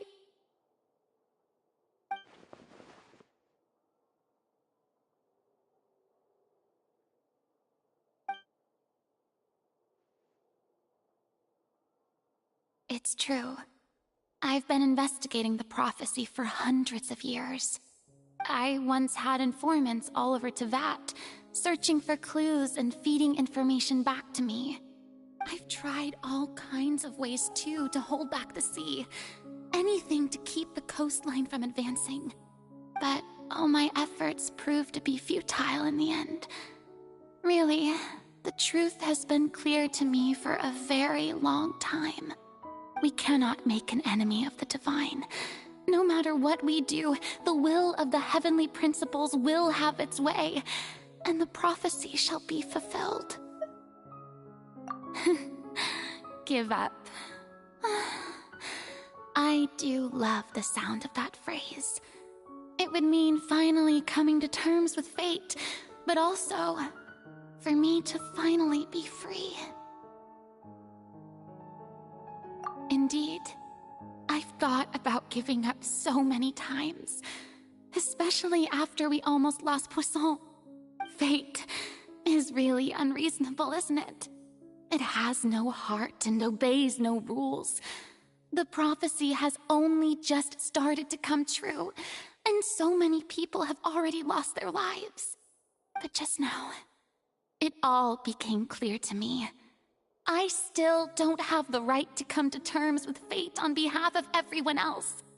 As long as the final moment hasn't come, it's still not too late. Don't worry. I will keep hope alive for everyone until the very end. Well, that's enough for now. I got the impulse to play the stricken maiden, but honestly, considering my rank and station, that wasn't a good fit at all. Don't take any of what I just said seriously. How could I possibly let Fontaine fall to the whims of trivial prophecy? Come on! Paimon could have sworn you were actually being honest just now.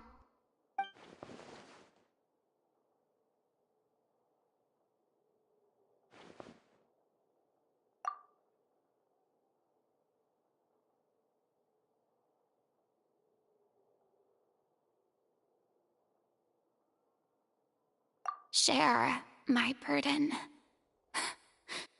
That's impossible. It was fated right from the start that this would be my duty alone.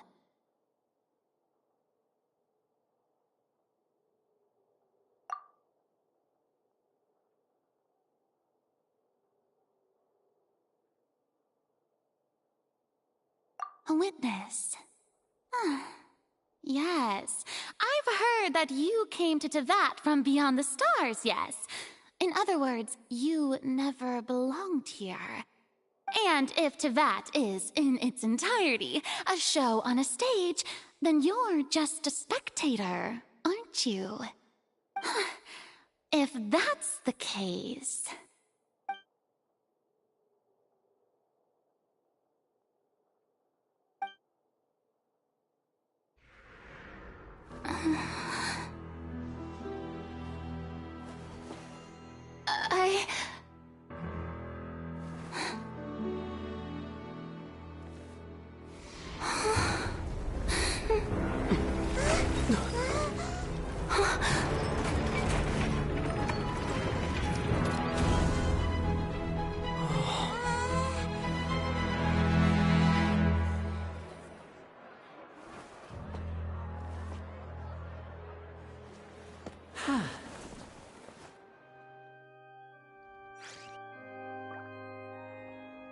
Ladies and gentlemen, this concludes my opening performance.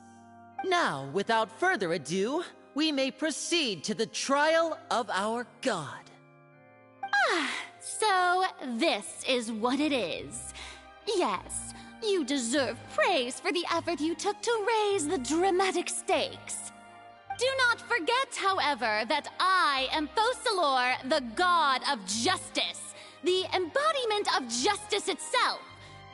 Does it not strike you as even the least bit absurd to bring the very concept of justice to trial?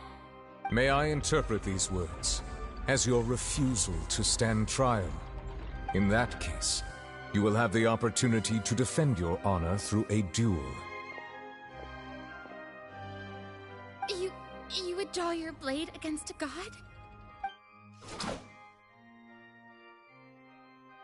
I see.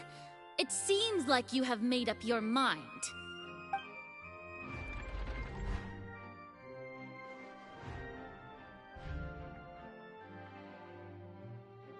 Paimon can't believe it. She just surrendered.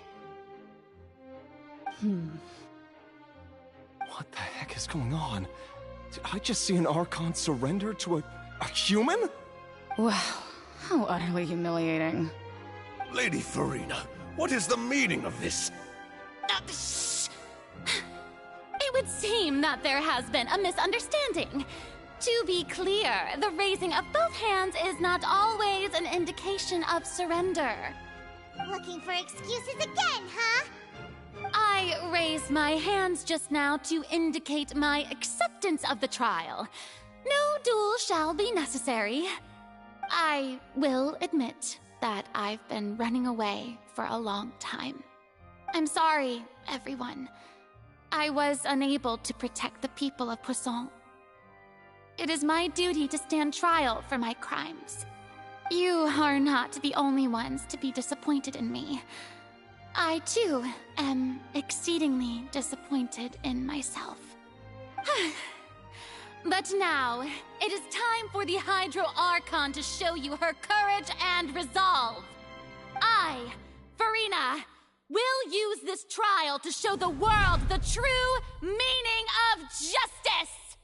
This time, I will protect you. Applaud and rejoice! One of the most outrageous and fantastical arcs known to the opera epiclese is now unfolding before your eyes. Mark my words, this shall be one of the most exhilarating and brilliant shows ever to grace the stage of Fontaine! The trial of the Hydro Archon, Focalor, will now begin! Woohoo! Oh, now we're making history! Why does it feel like Farina just took over the whole thing? Like, come on! Didn't she just get forced to stand trial for her crimes? Also, even though she's still acting super dramatic, she is taking this seriously this time, right? All right, then. Who will be my opponent in this trial? The court asks the prosecutor to please take the stand. Is that so? Very well. Then please speak, witness of Tivat, my accuser and fated opponent.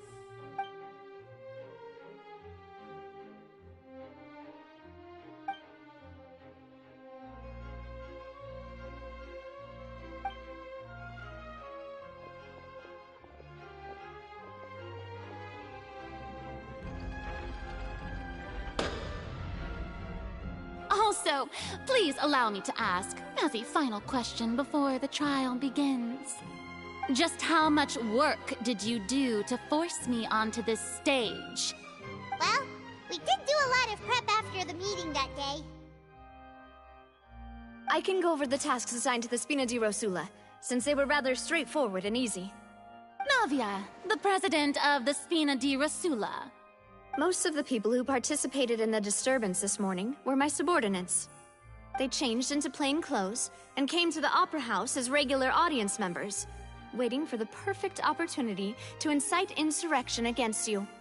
The people's resentment against their Archon has been building as more and more of the prophecy is fulfilled.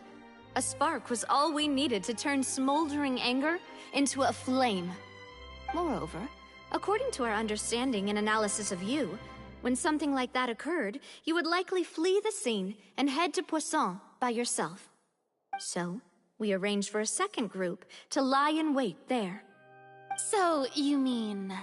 the ones who scoured the settlement for me were also from the Spina? And their goal was to force you to step into the giant magic box so you may personally participate in the greatest magic performance in all of Fontanian history. That's right. That house was a magic box, rather than someone's residence. As the super ultimate version of the setup that I used when I first performed at the Opera Epiclese, the volume of the box was increased by a whole order of magnitude, and the distance it traversed was the entire gap between Poisson and Aranias. Its cargo, of course, was an Archon instead of a human. My thanks, Farina. Without your help, we could never have pulled off such an extraordinary performance. You're welcome? Of course, this performance was only made possible with Father's support. The House of the Hearth spent a massive amount of labor in Mora to pull this off. We had to select a location, construct a giant magic box, dig a tunnel, and open up a path through the water.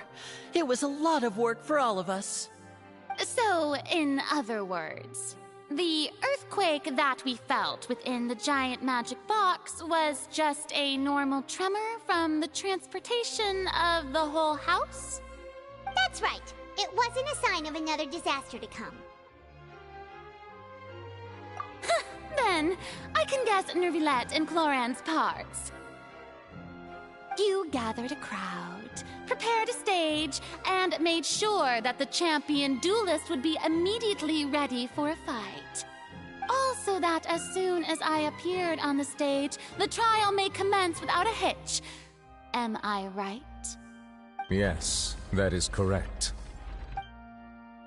Well, Clorand, I must commend you for your courage. Only the most outstanding champion duelist in all of Fontaine would accept a duel with an Archon without flinching. Thank you. As for you, Traveler, I suppose your role was to keep me distracted with conversation once you found me in Poisson. You'd make sure that I didn't notice anything amiss before revealing yourself as my prosecutor once we'd arrived onto the stage. Oh?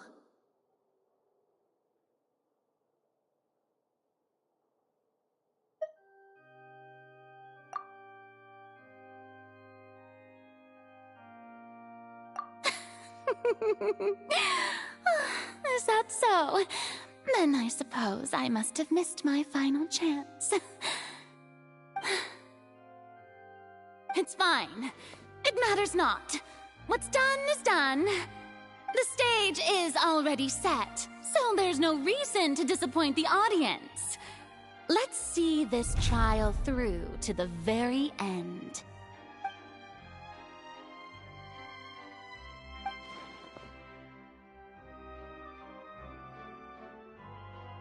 Sir Prosecutor, please allow me to pass this along. This is a document that Miss Charlotte applied for and received permission to share with you during the trial. According to her, it should speed up the proceedings. Huh? Charlotte wanted to give us something? Oh, so she's here too! Hey, Charlotte!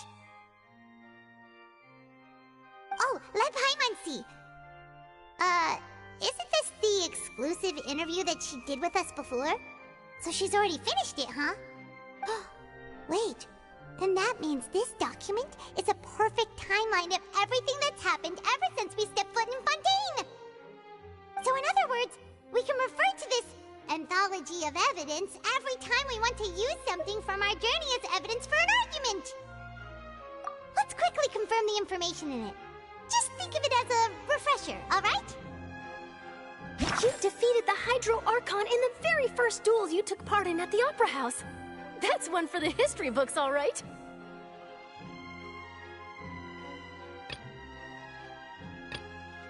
didn't think that you'd wind up getting to the bottom of the case I'd been following all this time. I guess you could also see this as a happy coincidence. This is the first time Monsieur Neuvillette had a difference of opinion with the Oratrice. Even the Hydro Archon can't figure it out. But Fatui Harbinger, she's an extraordinary person. Her instinct must mean something. The fortress of Meripede was almost destroyed in a single day. That I didn't witness that scene personally will always be a source of professional regret, I think. According to Monsieur Neuvillette, both Child and that whale should have been in the primordial sea at that time. I nearly lost my awesome friend Navia. To be honest, that still gives me shivers.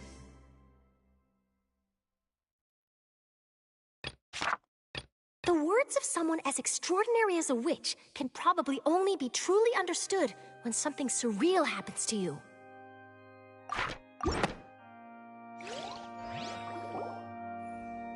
The prosecution and the defense are both in position. The trial shall now begin. Oh, come on, Neuvillette. There's no need to repeat all the unimportant legalese. Just fast forward to the part where the prosecution lays out my offenses. As the defendant and the lead actress of this performance, I still haven't even been informed of my supposed guilt in all of this. Of course, it is only natural for humans to struggle to understand the actions of a god. However, you will need more than that to convict me of a crime. That's true, but my charge here is unrelated to your conduct as an Archon. Instead, I would like to charge you as a fraud who's never been the Archon in the first place. Wait, what was that? Lady Farina's a fraud? Hey, I came here thinking that we were going to try the Hydro Archon for forsaking her duty, but did I hear that right? She's not our Archon at all? Charge accepted. Lady Farina, do you plead guilty to the charge? Lady Farina. I plead not guilty. How can I be guilty? There is no way that I, Focalor, otherwise known as Farina de Fontaine, a member of the Seven and the Regina of all waters, kindreds, peoples, and laws of Fontaine, could be anything other than your true Archon. Yeah, even though Lady Farina can be rather eccentric, isn't it going too far to doubt her very identity? Yeah, I've never questioned her identity either. Sure, Lady Farina can be super irresponsible, but what grounds does that prosecutor have to make such a huge claim? I have cause to believe that common sense will prevail in this case. Many of the members of the audience have known me as the Hydro Archon ever since they were born. There would be no fooling their memory. See?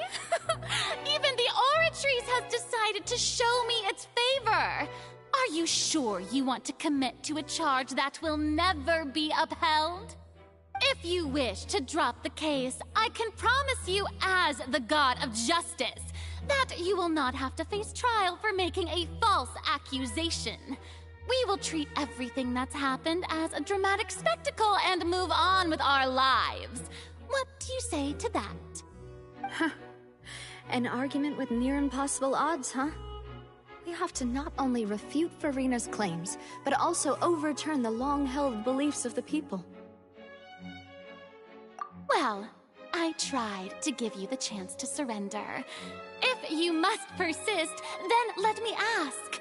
If you believe I'm not the Archon, then what manner of being do you think I am? And if I was not the Archon, then how did I manage to live for over 500 years?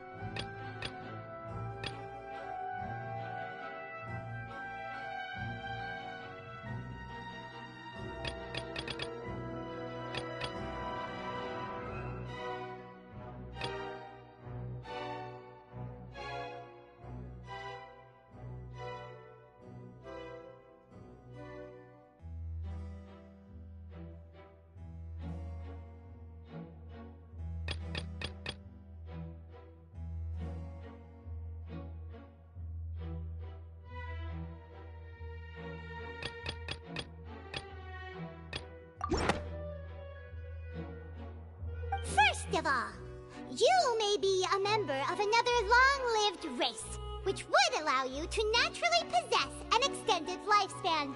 And second of all, even if that wasn't the case, there could be other ways to extend your life.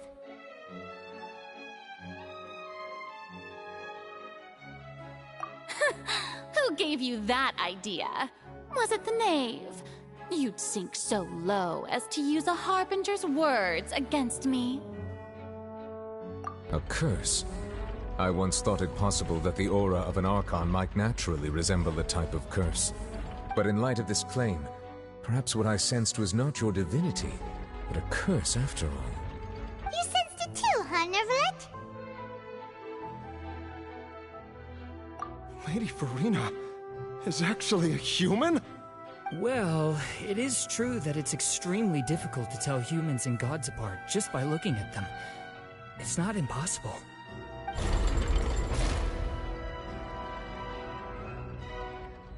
Well, don't start celebrating too early now. Even if I have been carrying a curse like you said, how does that prove that I am merely a human being?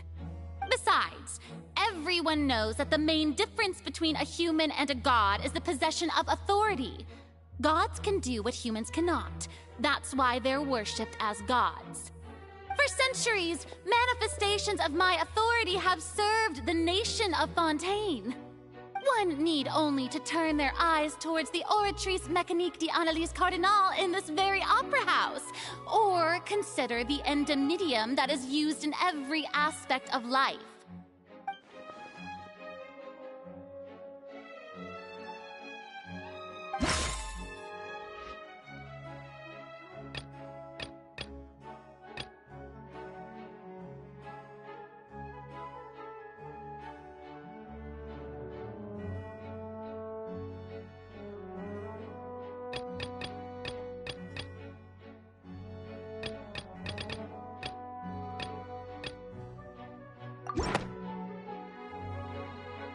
That doesn't sound right.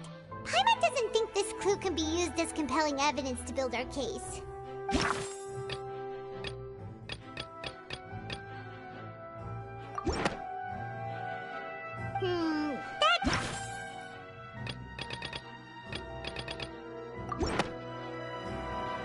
You tried to reference the Oratrice. But weren't you as confused as all the rest of us when the Oratrice declared Child to be guilty without any proof? Otherwise, you should have come up with a good explanation for that by now. Didn't I make myself clear at the time? The decisions of the gods are naturally difficult for humans to comprehend. There is no need to provide an explanation. Lady Farina, I believe a reminder of your current circumstances is in order.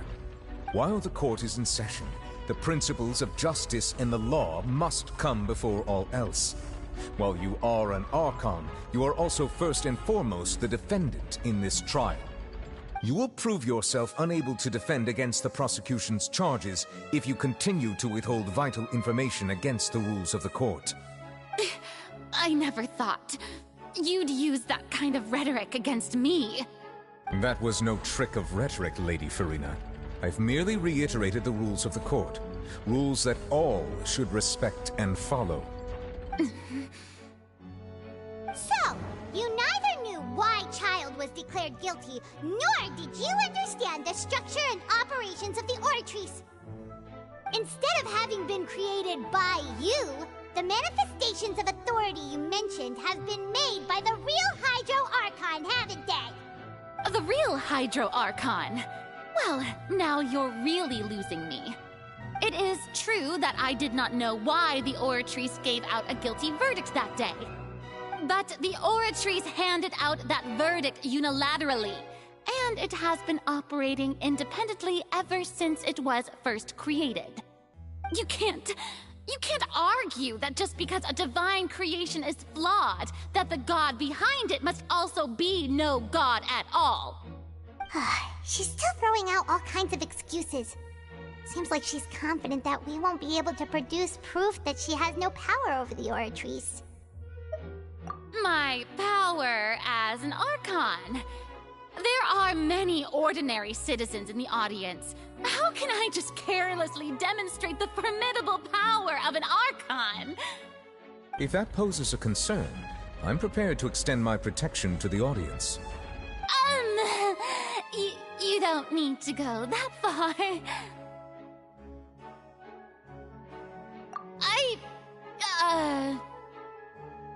Aren't you the Hydro Archon? Or is it that you can't even wield the power of Hydro, much less the authority of a god? Indemnitium! Yes! It's all because of Indemnitium! All Archons derive their power from the faith of the people, and I've converted the people's faith in justice into Indemnitium!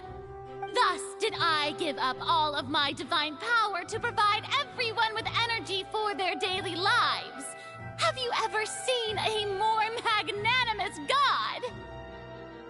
Isn't that a huge stretch? Yeah, no matter how generous an Archon can be, how could they give up all their power? Can a god with no power even still be called a god? It seems like nobody's buying Furina's excuse. Hey, come now, everyone! Please don't stare at me as if I was a liar! I'm still the same Furina you knew, right? The one that you loved! Shouldn't you want to believe in me? Please? You've got to believe me! If what the prosecutor said is true, she really has committed a grave offense. Did she deceive all of us? And all of our parents and grandparents too? And all of our ancestors? Ever since they were born? Enough! That's enough! Tell me then, if I'm not the real Hydro Archon, then who is? If you have no evidence of another Hydro Archon's existence, nor can you find anyone who can back up their claim to be such, then what grounds have you to say that I'm not actually the real deal? Wow, she came up with yet another argument. How can we refute her now? Seems like she really doesn't want to give up.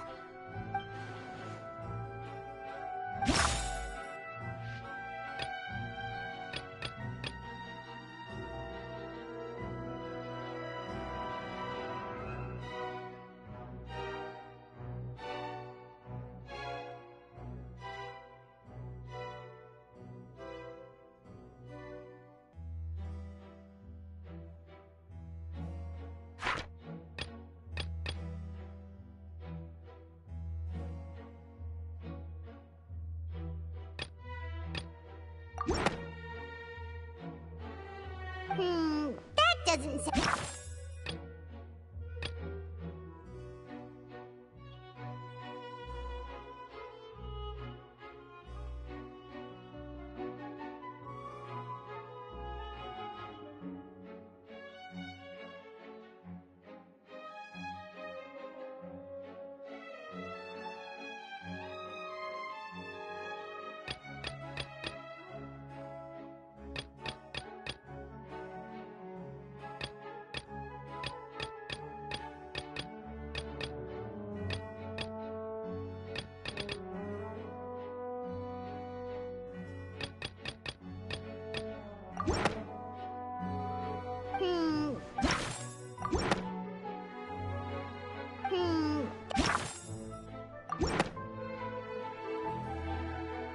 It has been established that all Fontanians can dissolve in water from the primordial sea. And that means... Since you insist on claiming to be a god and not a human, then there's a method that you can use right here and now to eliminate all suspicions of you being the latter. Miss Navia, please apply to serve as a temporary attorney for the prosecution before addressing the court. Though you act in partnership with the prosecutor, you must still adhere to proper procedure. Super sorry, Monsieur Chief Justice. I swear this really will be the last time that I'll speak out of turn. Now, I've brought some seawater from Poisson. As everyone knows, a massive flood struck the area not long ago, taking many lives, including those of some of my closest friends. So, Miss Furina, would you dare to touch some of the seawater? If we are to believe that you are indeed the real Hydro Archon, touching the seawater would have no effect on you. All it should do is strengthen your case. But if you don't dare to touch it, then we would have basically proved the reverse. Oh, and I must remind you that after the disaster at Poisson, nobody wants to see any more people dissolve. I do hope you'll act prudently and choose the simpler path of admitting guilt. Navia from the Spina di Rasula. The Spina has governed Poisson for many years. I guess her suggestion is valid. If Lady Farina is indeed just a human, she's probably Fontanian like all the rest of us. Would she really dare to try?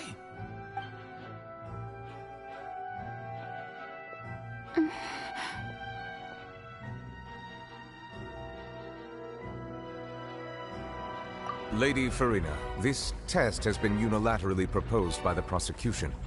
As it falls outside the realm of standard court proceedings, you possess the right to decline participation.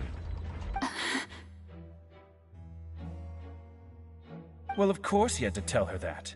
But refusing to participate is basically the same as a confession of guilt. She's just staring at the water without saying a single word. It really does seem like she's quite terrified of it. That could only mean...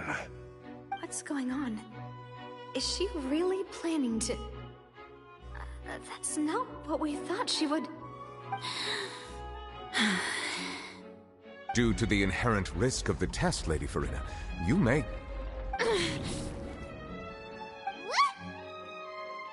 Hey!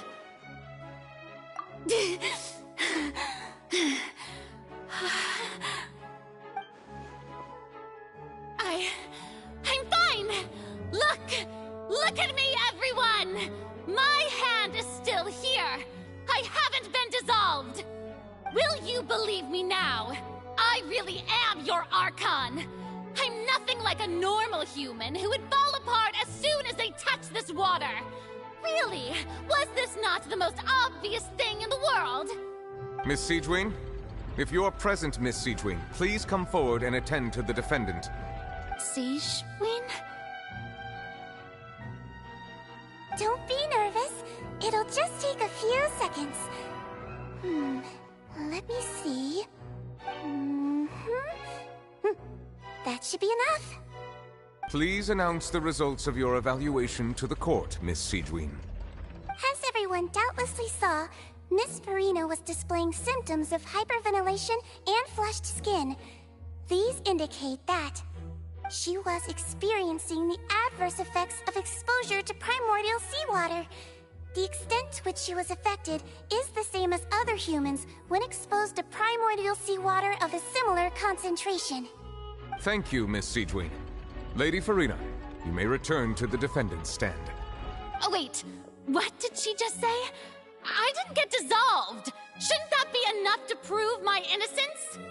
Well, considering your tendency to run from your problems, we did originally prepare a direct sample of the seawater around Poisson. However, after extensive discussion, we exchanged it for a sample that is not concentrated enough to dissolve an actual human. After all, on the off chance that something entirely unexpected might occur, we don't want anyone else to lose their life to the sea. Yeah, so out of regard for Farina's life, you secured a low-concentration sample and asked the head nurse to serve as an expert witness. It's a great thing that the direct sample wasn't actually used. Farina could have... I can't believe... You...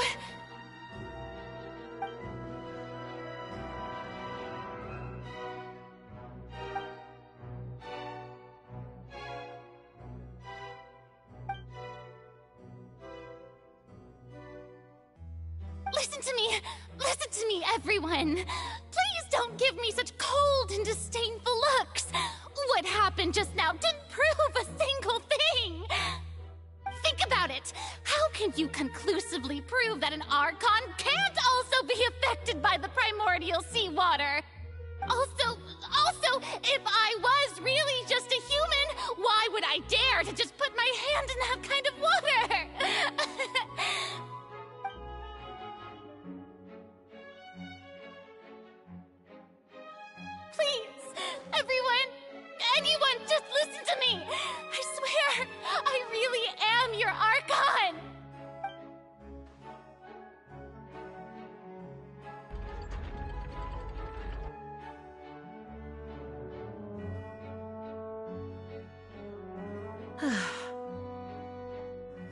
I don't think anything she says at this point will sway anyone.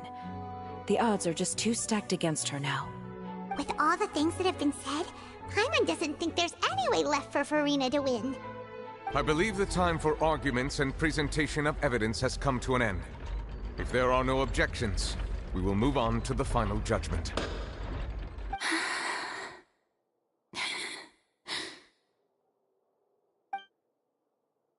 I don't think anything she says at this point will sway anyone. She's too stacked against her now.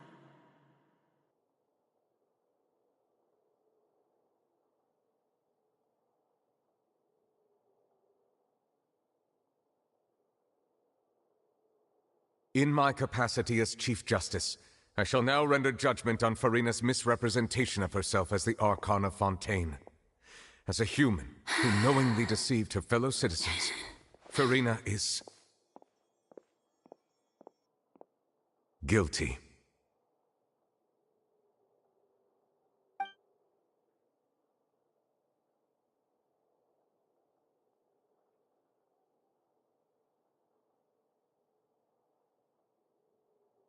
We shall now turn to the Oratrice Mécanique d'Analyse Cardinale to render the final verdict on the charges.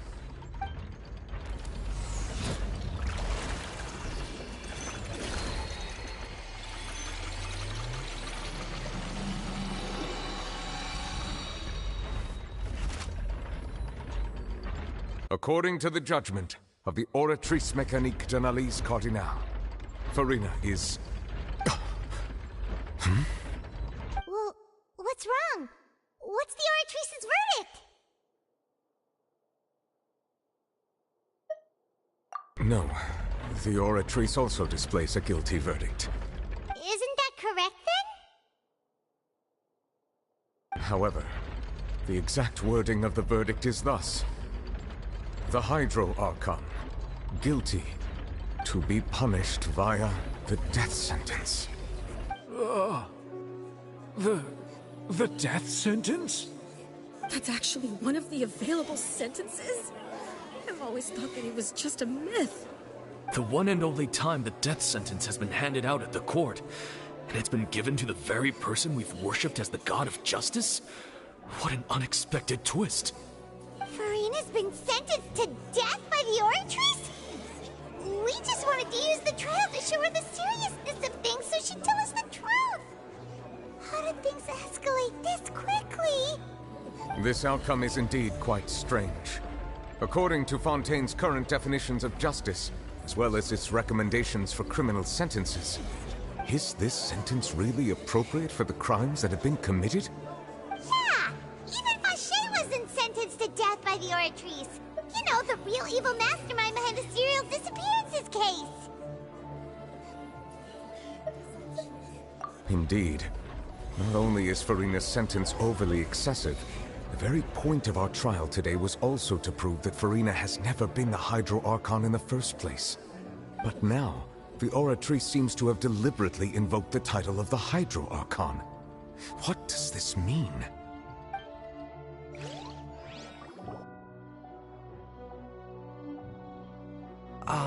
Excuse me, if I may interrupt. Is the trial still going? Fremine! You finally made it. I assume this means you've completed your mission? Mm-hmm. Any mission Father assigns to me will always be top priority.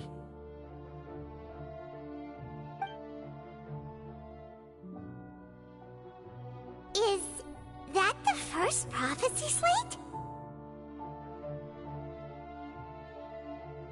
Huh. So the knave privately arranged for Fremine to try and find the missing slate. I looked everywhere and finally found it at the bottom of the sea. It took me a long time to get around some dangerous stretches of water. But has the trial already concluded? Then doesn't that mean I've come too late? Oh no. Father will be disappointed in me. Thank you for your hard work, Mr. Fremine. Please allow me to review the record left on the slate. Traveler, I believe that you have already seen the other existing slates, and would like you to come here and confirm their contents.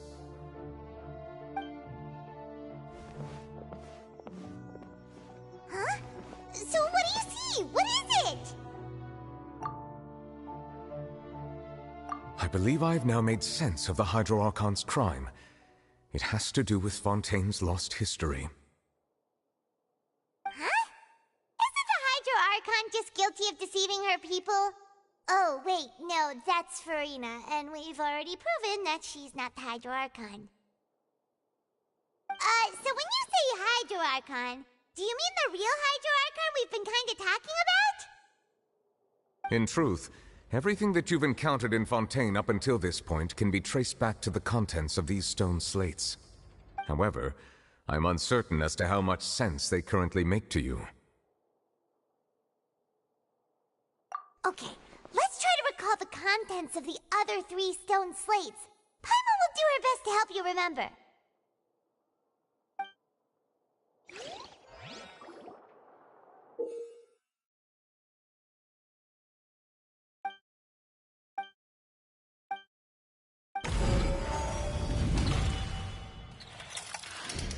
The first stone slate describes what you just said.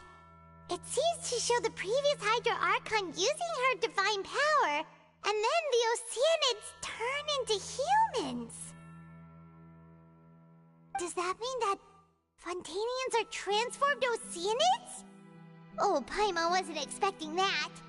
But if Oceanids can turn into humans, then perhaps this process can be reversed as well.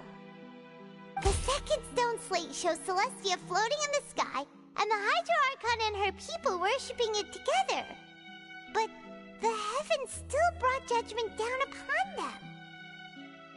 This must be the point when the Hydro Archon and the Fontanians were branded with their original sin. Does this mean that the original sin and the Hydro Archon sin are the same thing? The third slate shows the Hydro Archon sinking into the sea surrounded by many people. That reminds Paimon, didn't we also watch that happen to someone else? Well, the fourth slate is the prophecy the Fontanians have been talking about. People dissolving into the sea, the Hydro Archon crying on her throne, and so on. We didn't believe that such a crazy disaster could happen at first, did we? But after that incident, it was just a question of when and not if.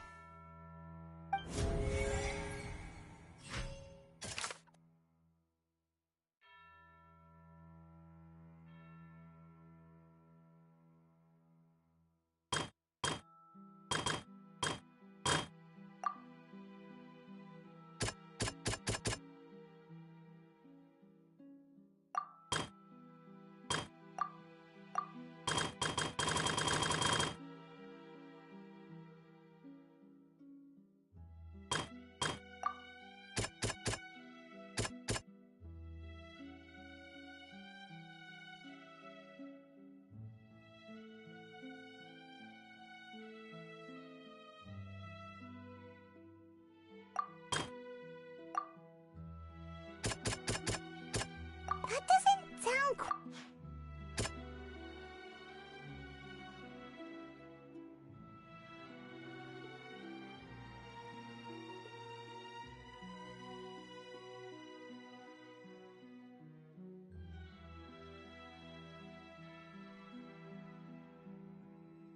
That doesn't sound quite...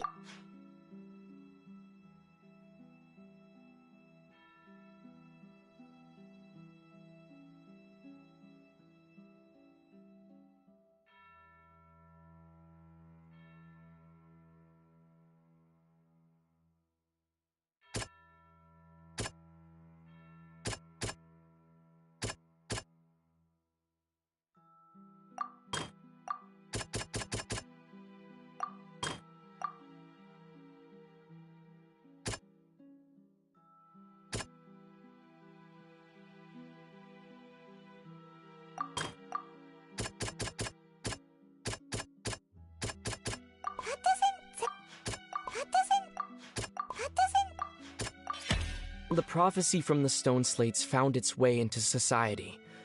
But not many people believed it at first. The fortress of Meropide was nearly flooded with primordial seawater, which we know can cause Fontanians to dissolve. It seems increasingly likely that the prophecy may come true. If we hadn't dealt with it in time, things could have gone very badly.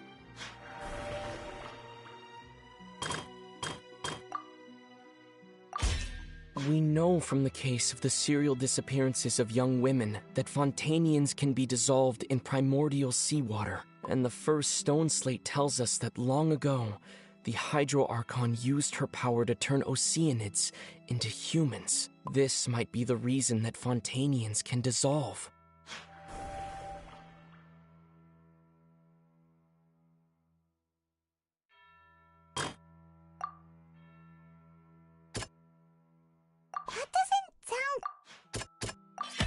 It's not as simple as falling into the sea. When Navia fell into the sea, her consciousness was subjected to judgment. The stone slates show the people gathered around the Hydro Archon in the sea.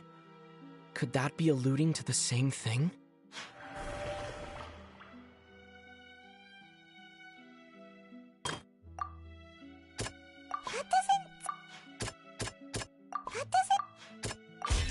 Perhaps what is about to take place has all happened before. The true sin of the Hydro Archon that Nervalette mentioned, and the original sin cast down on the people of Fontaine by Celestia, has recorded on the stone slates.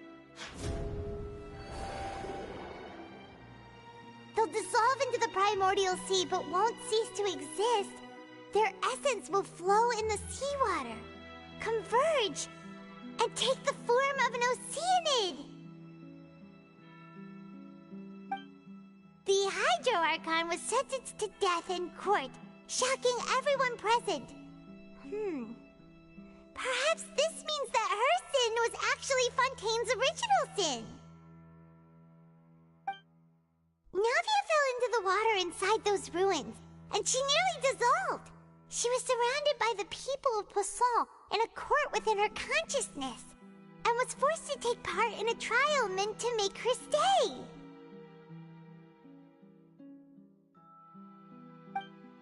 The eruption of the primordial sea at the fortress of Meropide was the surest sign that the prophecy was about to come to pass no matter what. The prophecy's contents can all be verified by recent events. If we combine what we know together, loads of truths should come to light.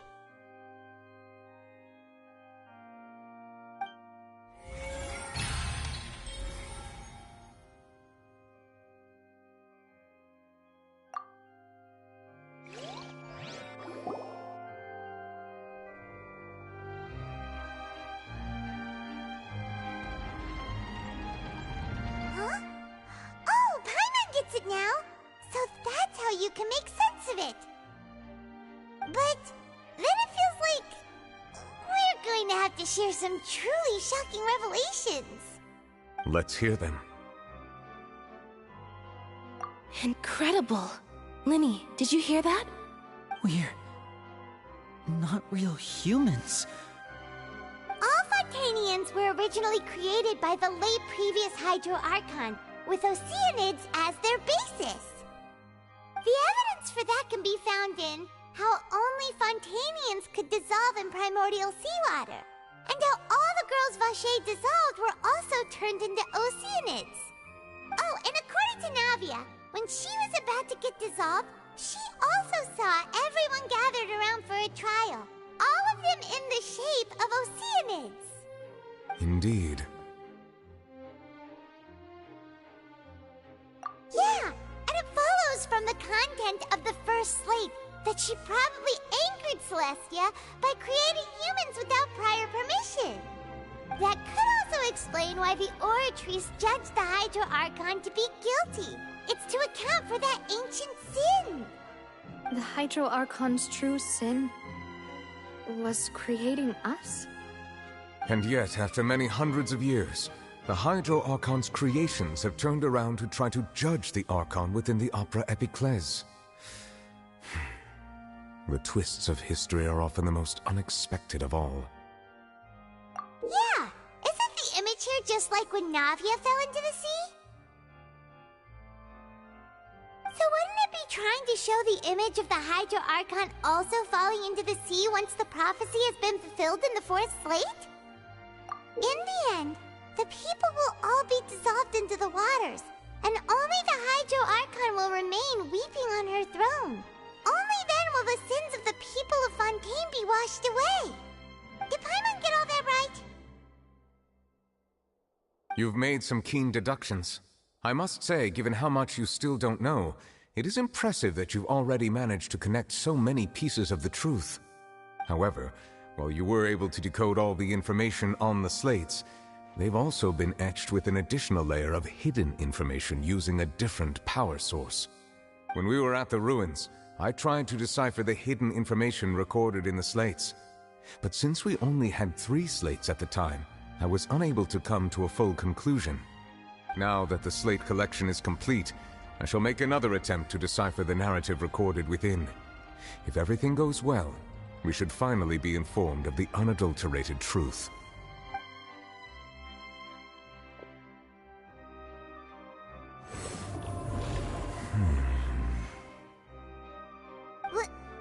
Well? Did you get it? I believe I should share this truth not only with you, but with all the people of Fontaine as well.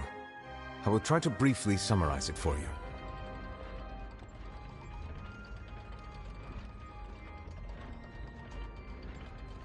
Your hypotheses regarding the origin of Fontainians and the sin of the Hydro Archon were both correct.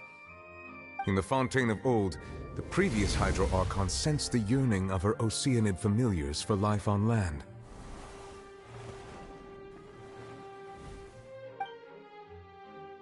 The Oceanids were enamored with the beauty and romanticism of human beings, and wishing to have those experiences for themselves, expressed to the Hydro Archon their desire to become of a similar kind.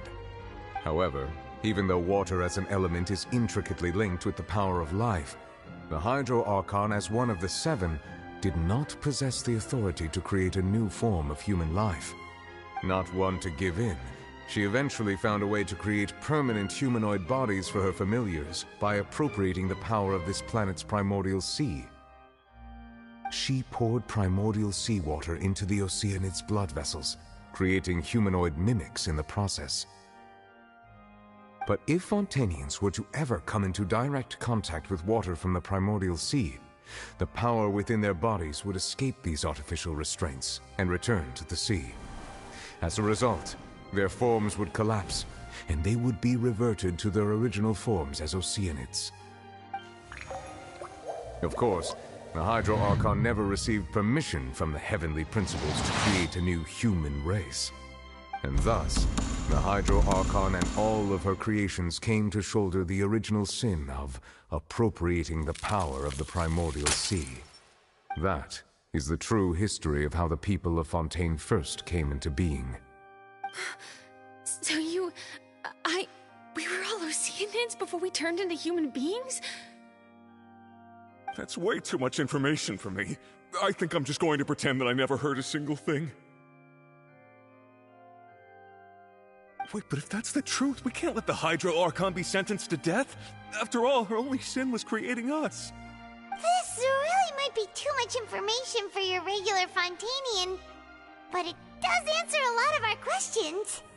Alas, your hypothesis regarding the 3rd and 4th stone slates was inaccurate. The slates' respective positions are, in fact, correct. A key point of the visual on the 3rd slate is how all the individuals depicted in the water are humans rather than Oceanids. They have not been dissolved, which implies that the water depicted in this slate is not water from the primordial sea. The nation of Fontaine is the nation of Hydro, as well as the nation of trials and justice. Instead of being the literal element, the water in the scene symbolizes judgment and justice. You may also recall Navia's experience.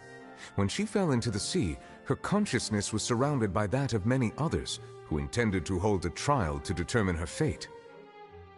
Therefore, the meaning of the 3rd slate is that the people of Fontaine shall try the Hydro Archon at the court of justice. Yes, it refers to our present situation. I think I'm following now. So, what you're saying is, even though we decided to put on this trial to avoid fulfilling the prophecy, in truth, everything we've done has happened exactly as the prophecy foretold. So now, it seems, we're the ones making sure it comes true. What should we do? Huh. No matter what, the prophecy will be fulfilled. Is this what it feels like to be a prisoner of fate? If that's the case, does that mean the scene in the fourth slate will also be fulfilled soon? Traveler, I would like to point out another small fallacy in your deductions. About the fourth slate, you probably thought that the eruption of primordial seawater beneath the fortress of Meripede served as the surest sign that the prophecy was about to come to pass, yes? However, I believe that rather than being a sure sign, that eruption could in fact only be a small warning of something far worse to come. As for the root cause of the catastrophe, I believe you've already encountered it once before.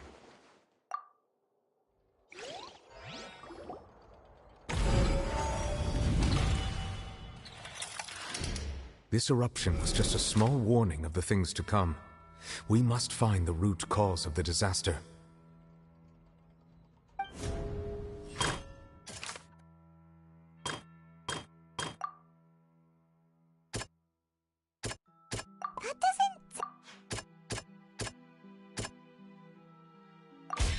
It was both dream and reality. If we're talking about a true culprit, that could only be that thing inside the primordial sea, right?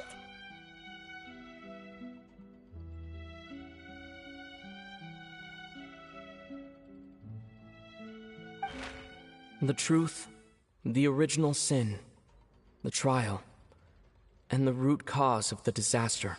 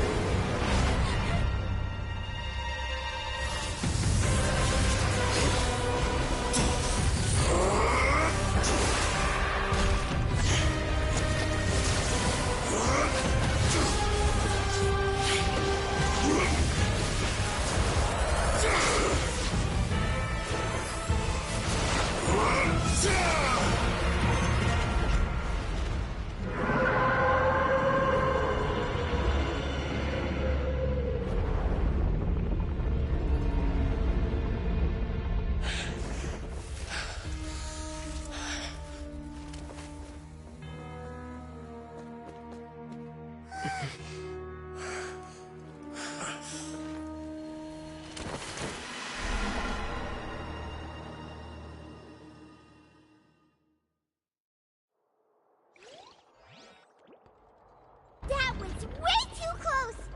How did that thing just burst into the Opera House? Wait, was that the huge whale you saw in your dream? So we've met it at last. I understand very well why it has chosen to make an appearance here.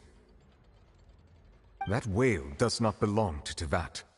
It is a monster that has traversed the stars, weeping all the while. It has been greedily consuming the energy from the planet's primordial sea, using it to grow. That is the main cause for the rising sea levels. And once it has finished consuming all of the energy contained within the sea, its next step will be... You said that when the Hydro Archon first created Fontanians out of Oceanids, she filled their blood vessels with primordial seawater. Precisely. That whale finds the blood of Fontanians nigh impossible to resist. Therefore, when it left the Primordial Sea, it decided to make its next stop a packed opera house full of food. Food in the form of Fontanians. We just barely managed to push it back, right? In that case, won't it come back to target the people again once it's managed to recover its strength? That is correct. Indeed, it is more accurate to say that we should thank that Harbinger for buying us some time. Without him, the whale would have likely come onto land far sooner. From the way he looked, he must have been fighting the creature for quite a long time. That battle maniac. We've always known that he had a special connection with that whale, but we definitely didn't expect it to help us out like this. Anyway, now that we know that this whale is the actual cause of the disaster recorded in the prophecy, all we need to do to stop the prophecy would be to find a way to beat it up, right? It is too late. It had already absorbed too much of the Primordial Sea's energy before we could notice it. At this point, it has become practically integrated with the sea itself. Even if the entirety of Tevat were to be destroyed, it could still survive and swim off towards some other world. That's not something I will accept. We've already done everything we can, and we even found the true culprit. We've come so far. You can't just tell me that the last hurdle is some impossible foe. That's just not fair. Indeed. That's not how a grand performance should end. I'll fight it to the end. No matter what. So the prophecy will be fulfilled no matter what, huh?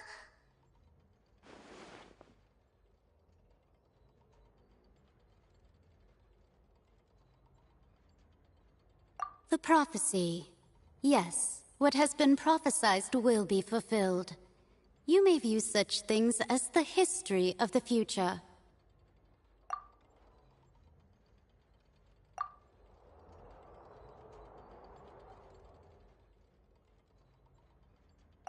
Just as prophecies are usually only the future as seen from the perspectives of the gods, could things be happening in hidden corners where the gods' gaze does not fall?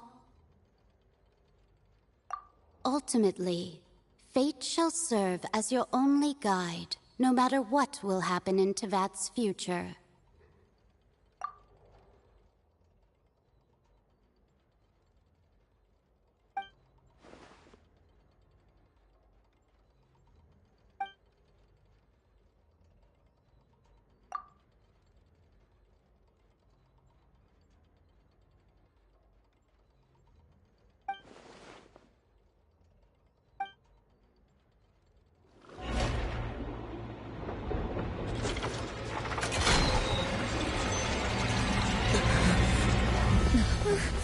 What's happening with the aura trees? I believe it is preparing to carry out the death sentence.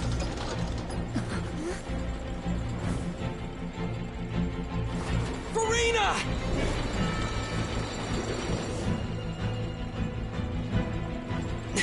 No, I still need answers.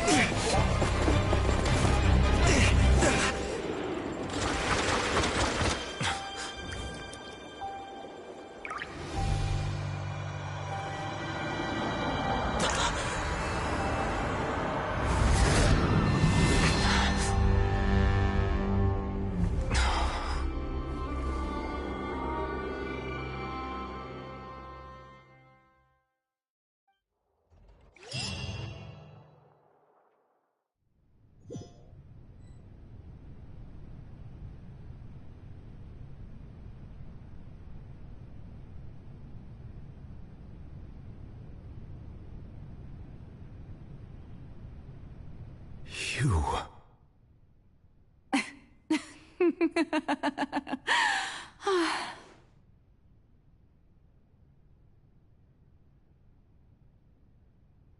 Sorry.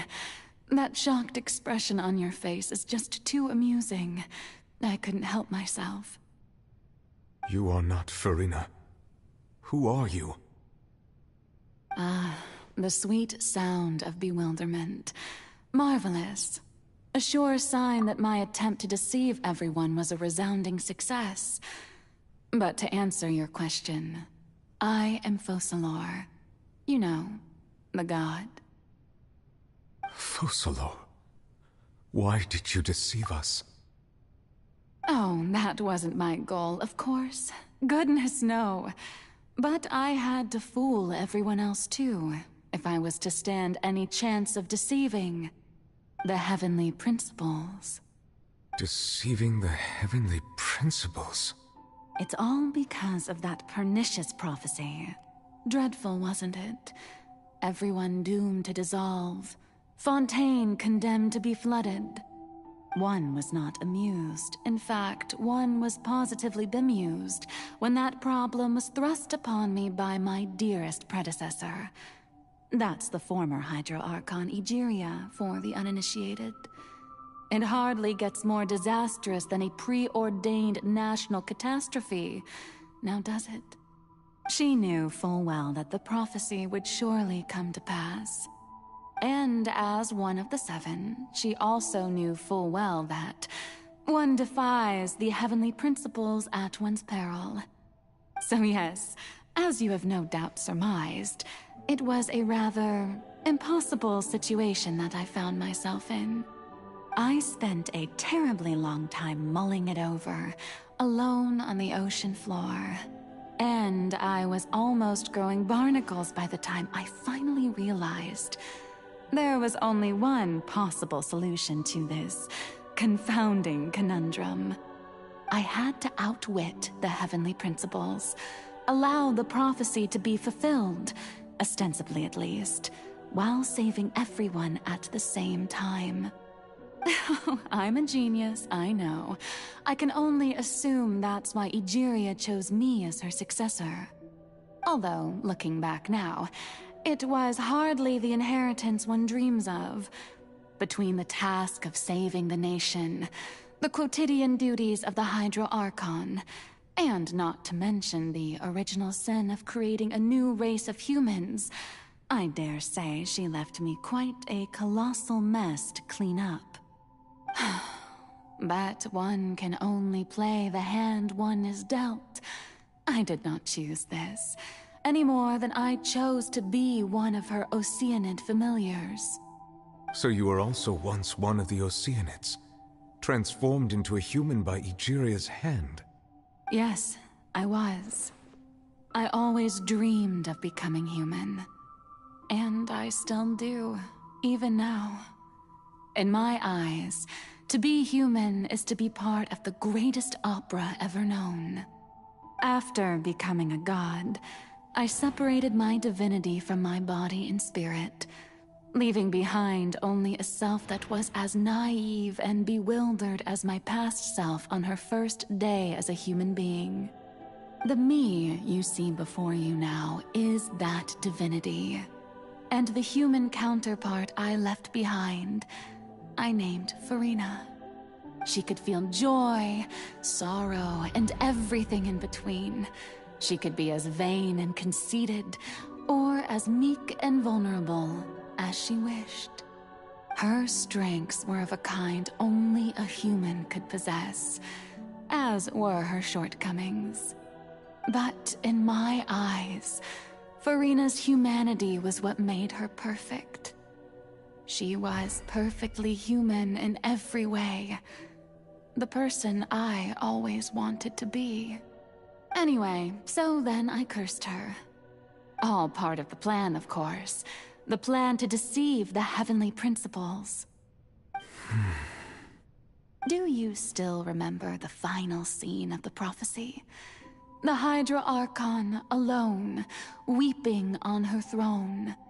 In order that the prophecy might appear fulfilled, I invited Farina to be an actress, to play the part of the Hydro Archon in the prophecy. Under the curse I placed on her, so long as I, Focalor's divinity, continued to exist, she could not die. But nor was she free to live her life in the pursuit of happiness. Instead, she was forced to take the stage in the opera house, to embrace the role of leading lady, to forever play the part of the god from the prophecy, all to create a deceitful appearance of that prophecy coming to pass. I suppose now you probably understand why your court is called the Opera Epiclese. But Farina is only human, isn't she? Even though she has had a long life, her mind is no stronger than that of any other ordinary human being. I cannot begin to fathom what she has had to endure. It must have been torture for her. It has indeed. And although she is, in a sense, me in human form, I most definitely owe her an apology for it. It's been 500 years, and all along, she's been playing her part in the most unimaginably long, unbearably lonely, and agonizingly painful opera of all time.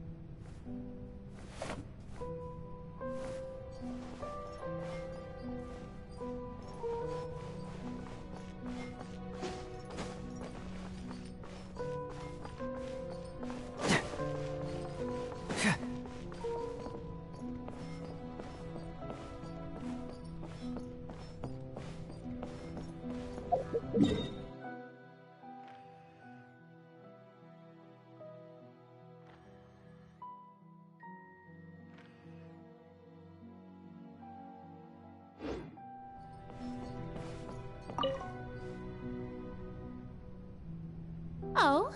Who permitted you to come onto the stage?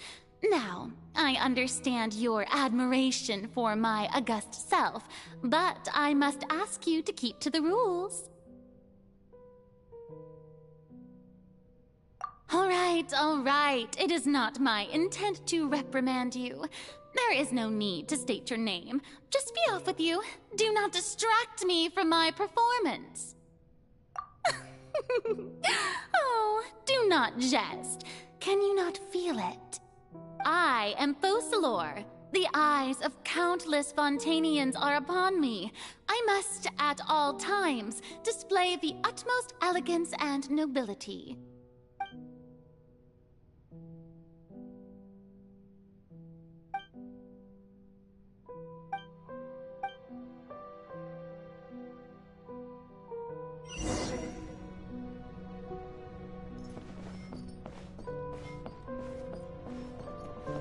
Dear audience, the performance is experiencing a technical difficulty, but worry not. The guards shall resolve it soon enough.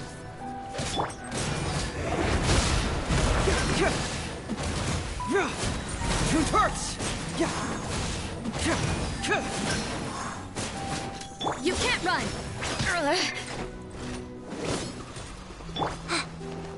Stay put! Here!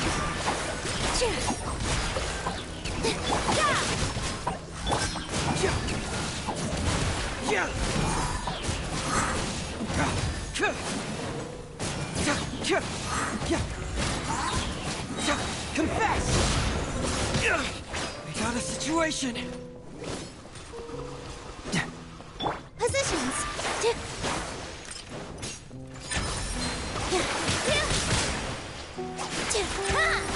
Dance with the waves! Don't be scared! Punishment! With all my strength!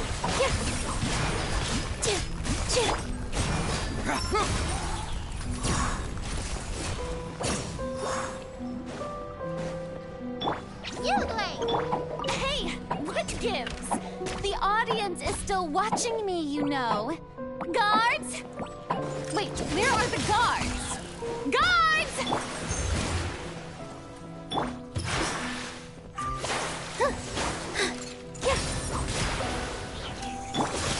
What a... Judgment! Bring it on! Yeah! Shiver!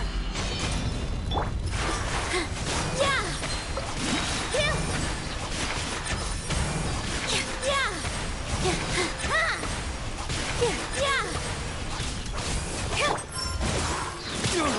Yeah!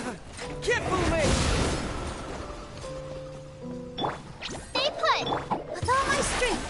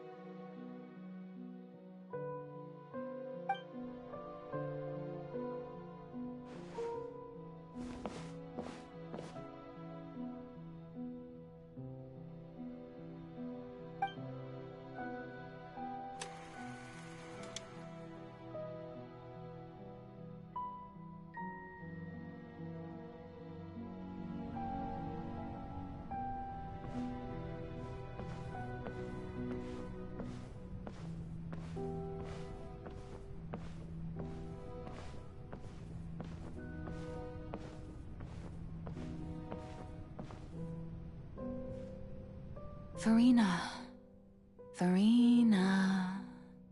Huh? Who's that? Who's calling me? Where are you? Be not nervous. Be not afraid. I am before you. Wait a moment. You're... Mirror me? How can this be?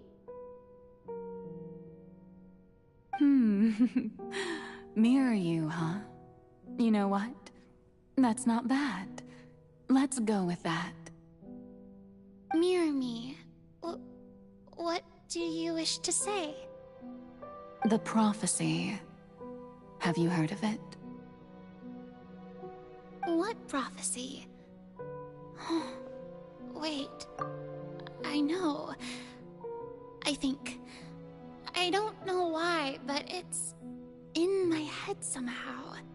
The people will all be dissolved into the waters, and only the Hydro Archon will remain, weeping on her throne. Only then will the sins of the people of Fontaine be washed away. Oh, very good. You know it well. What's going on? I can't seem to remember anything clearly.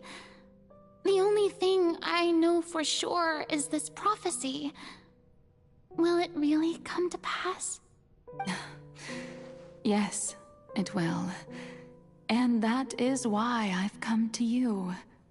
Disaster will come to Fontaine sooner or later. Things will develop just as the prophecy declared. There is no escaping it. But doesn't that mean everyone will die? I'm a Fontainian just like them. Will I dissolve too? Oh, don't worry. Magical meetings exist in this world precisely to give people a chance to turn things around. It is the reason why you met me today. I will tell you how to save everyone, but you may have to suffer somewhat. Oh, so there's still hope after all. Goodness, you frightened me. You spoke so much and with so much certainty. As for the suffering, well, I will admit that the first thing that came to mind was, why do I have to be the one to suffer? But if the prophecy will come true, I'll also die anyway, right? So if I've already met you as my magical meeting in this world, if there were scales, with all the people of Fontaine on one side and my pain on the other, is it not obvious where the scales should tilt? You truly are the perfect human, my ideal. I suppose this would also be the justice that belongs to you. Huh? Don't worry, it's nothing. Listen well. Fontaine has just lost its Hydro Archon. I need you to play a role, that of the new Archon. Play as a god? That's right. You must begin a never-ending masquerade. You must never let anyone suspect your identity. If you can keep it up, then I shall have my way of defying this prophecy. But should your identity be revealed, then all hope will be lost. But how will I do this? A human assuming the role of a god without being exposed. Don't worry. What you must do is not to turn yourself into a real god. You simply need to play the role of a god as humans imagine them to be. Being a human yourself, I'm sure you already know what such an entity would be like. Remember, your true challenge will not be pursuing divinity, but contending against humanity. I'm still not sure I understand, but I'll try. I'll try to do this.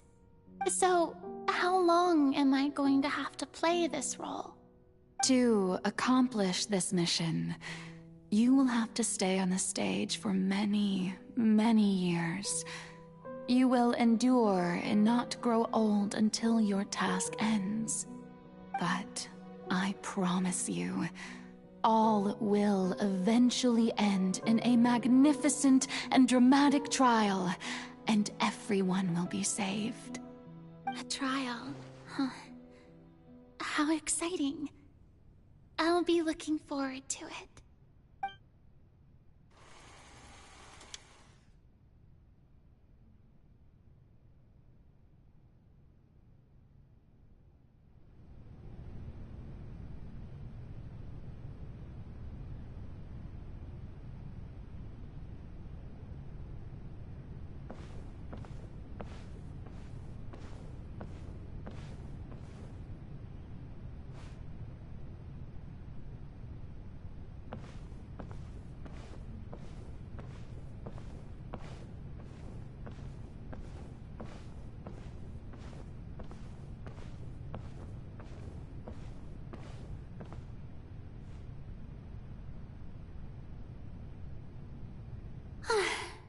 The Maison Cardinalise has announced my accession, but this is my first time facing the people.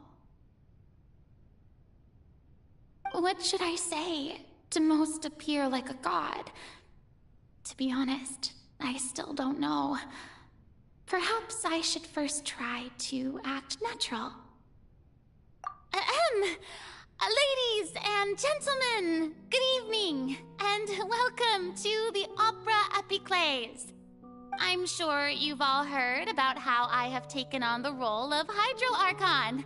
Indeed, I am Verena de Fontaine, your new Archon. In truth, I know little about becoming a nation's new god, but it will be my honor to guide you all. As the god Focalor, the god of justice. I shall do all within my power to lead you into an age of fairness and justice. Once again, thank you all for coming. If you should have any questions or suggestions, please send them to the Maison Cardinalise. The future of Fontaine will require us to work together, after all. This should do it. I thought I might stammer, but thankfully, I was able to convey my thoughts just fine. Okay, and next. That's the new Hydro Archon. Is this some kind of joke by the Maison? I would have thought that a being that surpasses humanity would be a bit more assertive. Hey, did you hear that? She even told us to send her suggestions there at the end. Shouldn't gods be all-powerful? She's being so modest. What's the difference between her and an ordinary person, then? If you ask me, perhaps the succession didn't actually happen. She might just be a Maison back puppet. Wait, what's going on? Why is everyone suspecting me of being a fake? Oh, this is bad. If I get exposed here, there'll be no saving the people from the prophecy.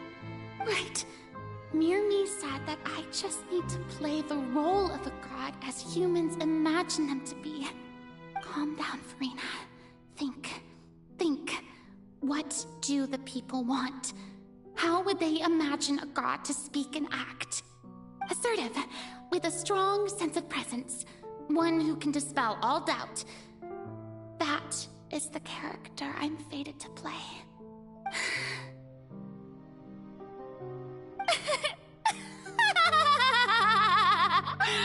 Oh, very good, my people. Only ones such as you are deserving of my rule. Now, I was wondering, if some weak puppet were to one day come onto the stage and claim ownership of this opera house, would the children of Fontaine follow them? Well, it seems that you would all see right through them. Having passed my test, you are qualified to witness wondrous trials alongside my august self, here in this opera house. You may consider my previous act a door gift of sorts. I thought it was a debut that suited the atmosphere. Now then, let us be reintroduced. Ah, so that was just a performance. How could I have forgotten that we were inside an opera house? Her personality? It's quite shocking, to be honest, but I suppose it's a better look than before. Such a fascinating and bold deity. How wonderful! Our future may yet be bright after all. It seems I've turned them around. Best follow this flow and restart my accession speech. My dear people, whether you acknowledge me or not, whether you trust me or nay, I say to you, keep faith in your ardor for justice. We have heard it said that this nation's sins can no longer be washed away. Well, I say that justice is most fragrant when it blooms amid sin. No, this won't work. They'll suspect me again. I must play the role that they want me to play. The scales of justice should not weigh heavy in the hands of its god. On one side, it must carry fairness and justice. And on the other, praise and applause. May law be the prayer on our lips. May judgment be our worship. Let us light the fires and drink to the future of Fontaine! There is no trouble in this world that justice cannot solve. All that is needed is for you, my people, to believe in it, heart and soul. So long as I, the Archon Focalor, stand within the Opera Epiclese, so long as I stand before the Oratrice, I shall even judge the gods of this world!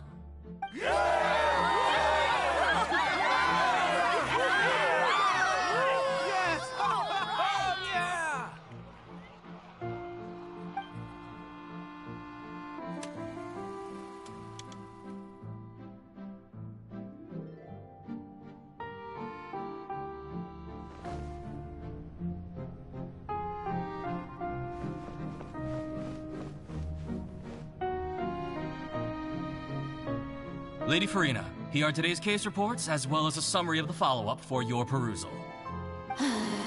Come now. Was I not just at the Opera House in person? Leave these kinds of things to Neuvillette.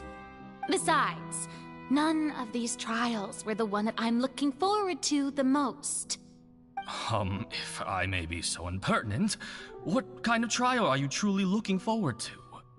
A magnificent, dramatic, and wondrous trial. A trial to end all things. How could you hope to understand? That's true. I fear I lack the ability to grasp your divine thought, Lady Archon. No need for fright, and do not take what I said before too seriously. Go now, do your duties. The trial I await. It will come one day.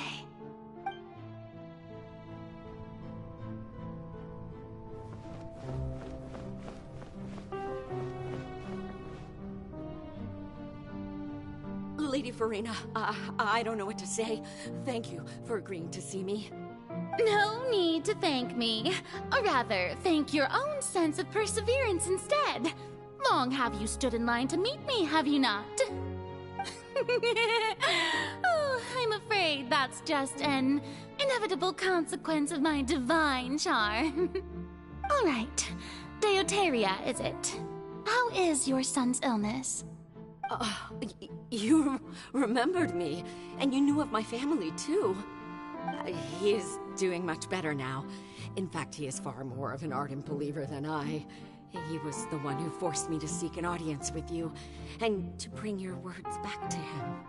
Oh, good. Very good. If this should happen again in the future, please do not hesitate to come and tell me. Going down to citizens' homes every so often, while not usual practice, should serve as a fine change of pace. You're such a gentle and wise god. Thank you once again, on behalf of my son.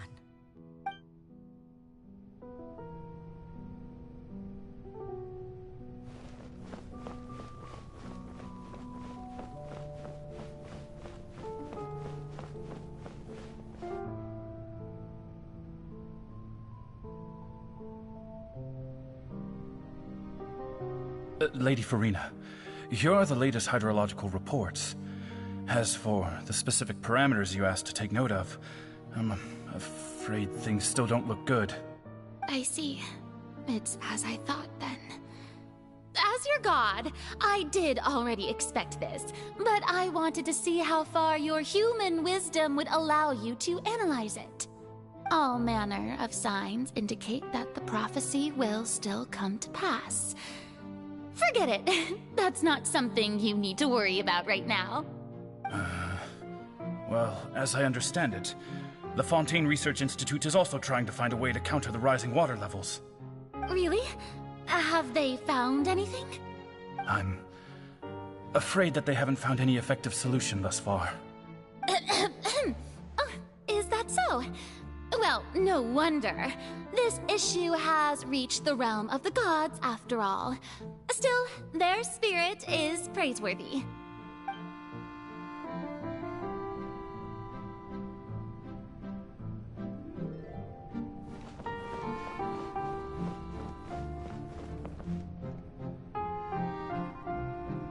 The day is finally over. I haven't had a moment to breathe this whole time. But it's good to see that everything's getting on track. There are no longer any voices of suspicion. Maybe this is fine. I just need to keep going, and everyone will be saved. All right, Farina, don't think too hard about this. You need rest. Tomorrow's a new day.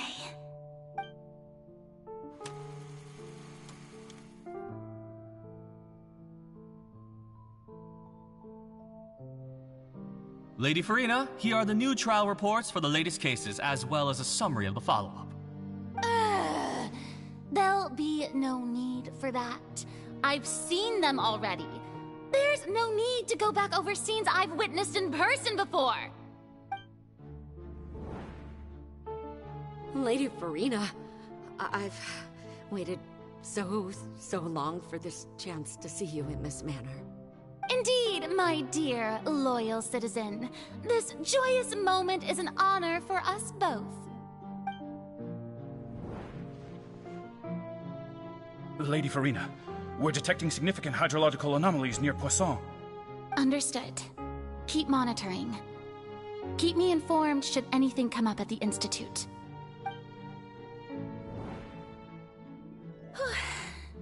I don't think I let anything slip today. I must show the people that there is nothing to worry about. I just don't know when these days will end. I feel utterly exhausted. Best to rest early today, too.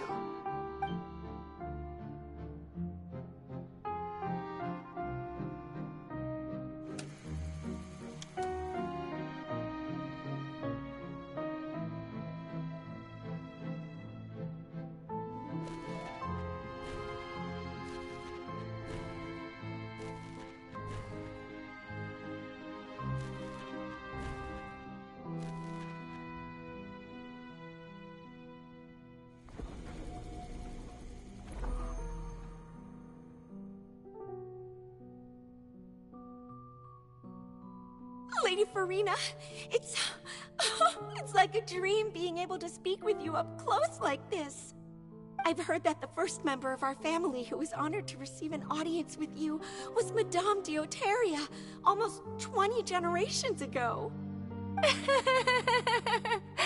And what a fine family yours is indeed.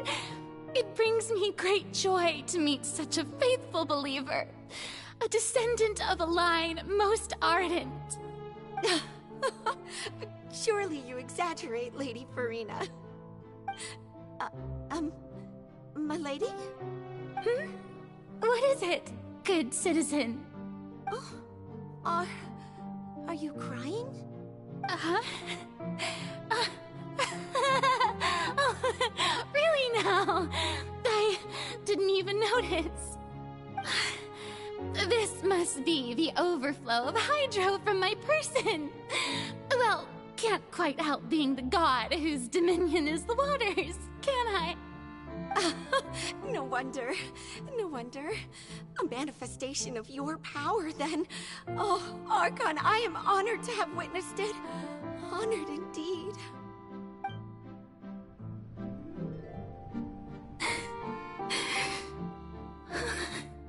So interminable. So lonely. Just how much longer? Hundreds of years must have passed by now. Perhaps the show must go on for hundreds more. I never imagined that it would hurt so much. Have I reached my limit? No. Perhaps I reached it long ago. Today I didn't even notice my own tears.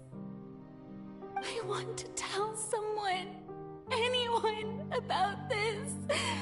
But would that not destroy all I've done so far? I've conducted so many investigations across the centuries, but there's not even a sliver of hope that we might break the prophecy. All I can do is keep heart. I must maintain this act. It is the only way to save Fontaine. Please, mirror me. You have to succeed.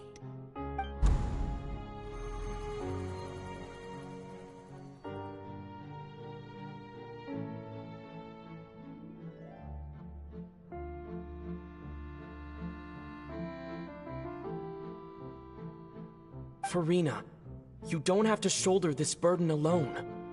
Although I don't know what you might be keeping from everyone. Your people are more than willing to share your burden with you.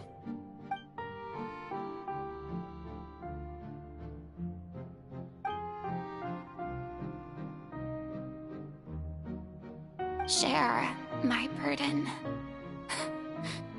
That's impossible. It was fated right from the start that this would be my duty alone.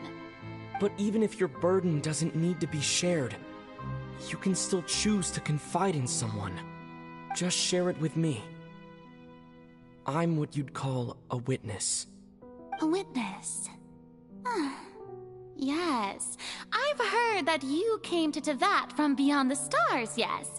In other words, you never belonged here. And if Tevat is, in its entirety, a show on a stage, then you're just a spectator, aren't you? If that's the case... He's right. I could confide in him, couldn't I? But if things don't play out as expected, the people of Fontaine will be the ones to pay the price. No, Farina. You shouldn't be selfish. But what if it's really alright? Farina, you've worked so hard for so long. Surely it would be okay to put yourself first for once. Just this once. Is it such an outrageous thing to do anyway? To find someone in whom you can confide your frustrations and sorrows? Surely it could not hurt. If you let this opportunity slip through your fingers, it might never come by again. Think about it long and hard.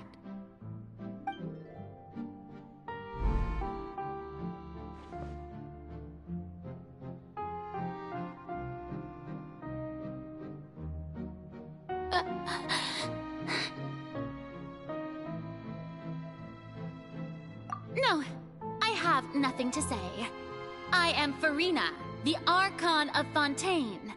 Everything will surely get better. All you need to do, dear spectator, is to witness my performance until the curtains fall.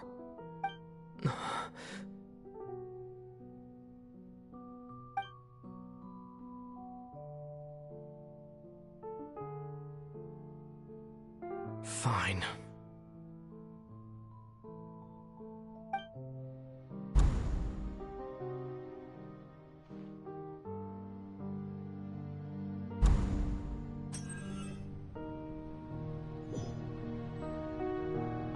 So even Farina doesn't know the truth? You've never once let her in on the full plan? Yes, it had to be done. To deceive the heavenly principles, you must first deceive yourself. She did very well.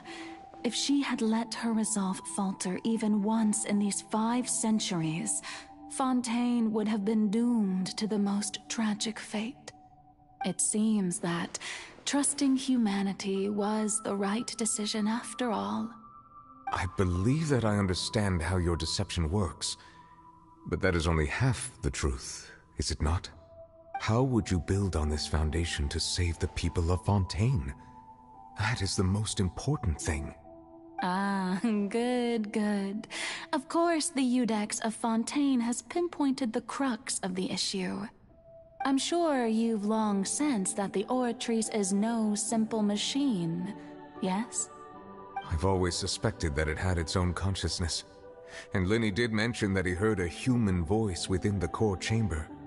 It now seems that that person was you, hidden within the machine all along. Am I right? And then I became one with the Oratrice, taking Fontaine's gnosis with me. Yes, it would seem so, wouldn't it? Alas, your understanding of this device still lacks sufficient depth. In truth, it is no enactor of justice. It is, in fact, a device created to kill the god of justice. I beg your pardon? Oh, you have it. And to be more precise, not only will the Oratrice take down the god of justice, it will also take down the divine throne upon which she has been placed. I mean, Did you think I would be the sort to enjoy peaceful repose while Farina suffered? My work over these last 500 years has been to constantly accumulate indemnitium within the oratories. But really, some have already discovered that only a small fraction of the energy generated by the device was ever used to provide power to Fontaine. The vast majority had to be, accumulated to enact this death sentence. It was all part of your plan, then? Both the trial and the sentence? Indeed. This power, accrued over 5 centuries, could have sustained Fontainians for millennia had it only been used for that purpose. Almost all of it has now been stored within the oratories. But only power of this magnitude could hope to destroy the Hydro Archon's divine throne, shaking the rules established by Celestia and breaking through the institution that is the Seven. So the Oratrice's call for death was for neither Farina nor Focalor, but for the Hydro Archon. The destruction of that divine throne. If I do not misunderstand your intent, you must be... returning what's rightfully yours. In other words, this was all done to return the authority of the Hydro Archon to the Hydro Dragon of this planet. But...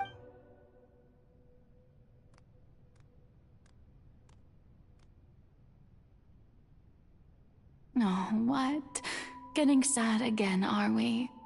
The authority of the ancient dragons shall soon be yours once more, O Hydro Dragon Sovereign. And this is the face you make. All you've done throughout the years is just so you can sacrifice yourself at the very end. I've never quite seen it that way, you know. Even now, I'm quite pleased at how well my deception worked.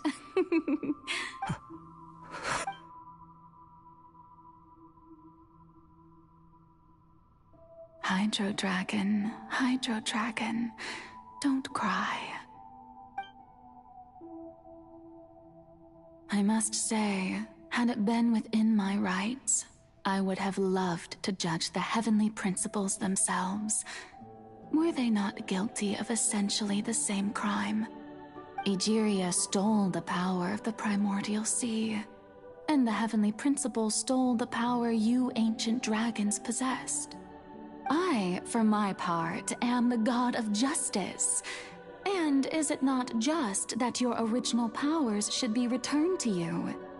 Speaking of justice, I have always believed that justice lies in the process of pursuing human existence itself. So, if the theft of the primordial sea's might was Fontaine's original sin, then, leaving matters of procedural right and wrong aside, the descent of the Fontainians as humans and their right to exist in this world would be Fontaine's original justice. In other words, existence was Egeria's justice, and to me, justice is the continuation of that existence.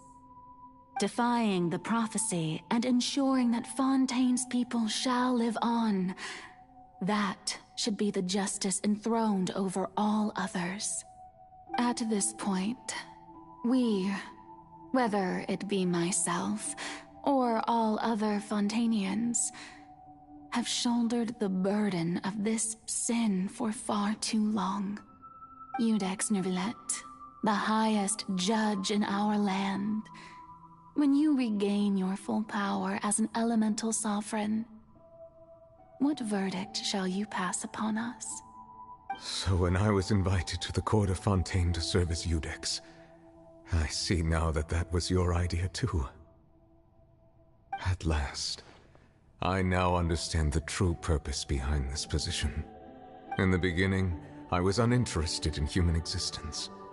But these 5 centuries of living alongside them have gradually brought about mutual understanding between us. And I have even attempted to feel as they feel. You are a devious one, Focalor. Things being as they are, surely you know that I could never declare them to be guilty.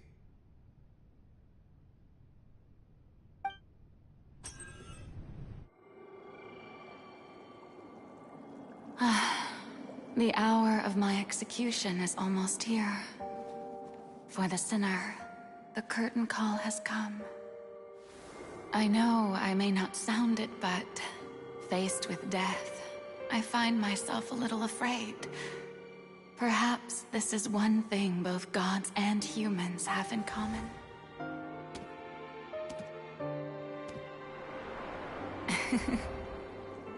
Farewell, Nervalette.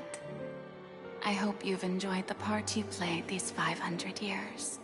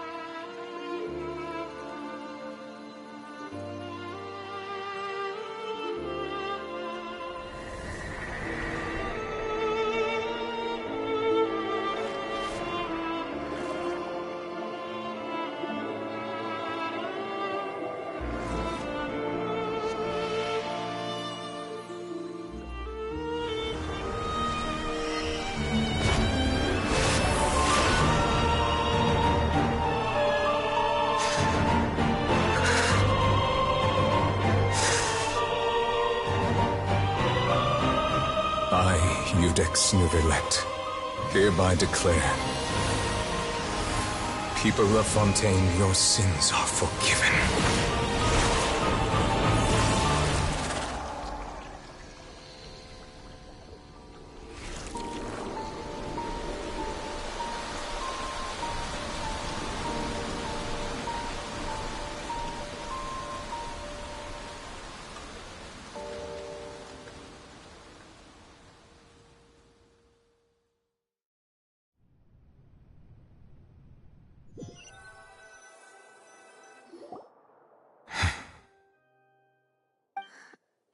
What just happened? Has the death sentence been carried out? Was that bright light some sort of misdirection? I have a feeling that something huge just happened. But since we're all still alive and haven't been dissolved, I assume whatever happened was good for us. It's time to end this. We must mete out punishment to that beast. Didn't you say just a moment ago that it can't be defeated? I have gained the strength sufficient to deal with it. Through certain means, I now have the ability to separate the power of the Primordial Sea from that creature. We should seize the opportunity to pursue our quarry.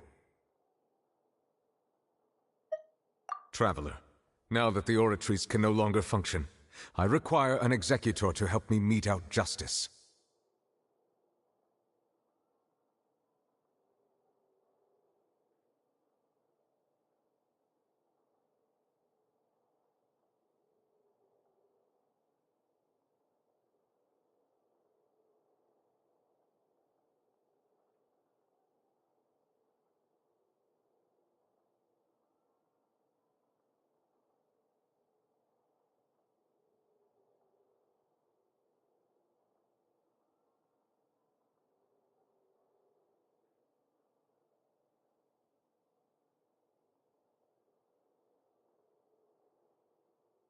The root of the calamities befalling Fontaine, the beast that enacts the prophecy.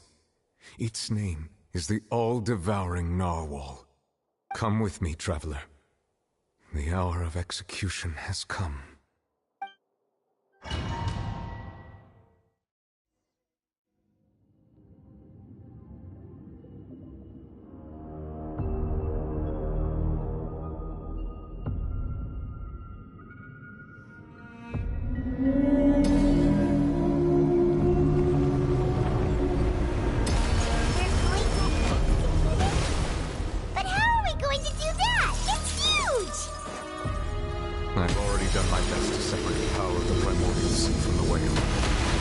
Following the signs of the beast, I cannot reach the power source. Unless we can find a way to attack it from within. We shall share a part of the ancient dragon's power. We shall look for an opening together.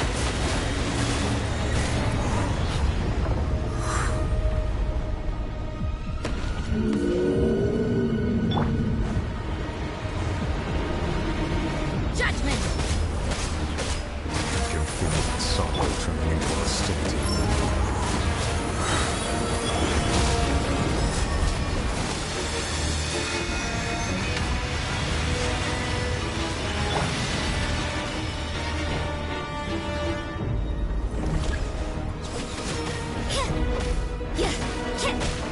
The all-devouring narwhal cannot resist its instinct to devour. Continue to trigger its hostility. Chance will present itself.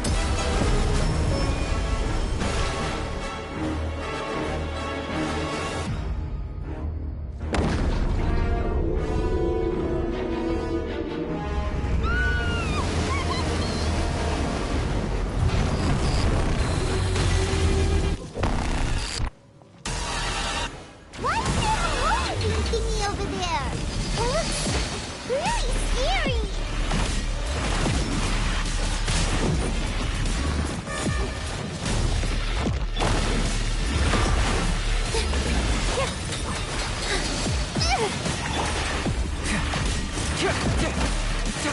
Judgment!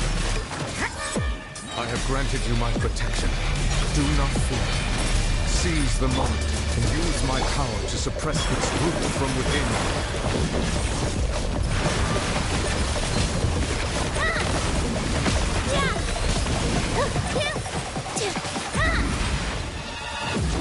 You, Blade, you're up.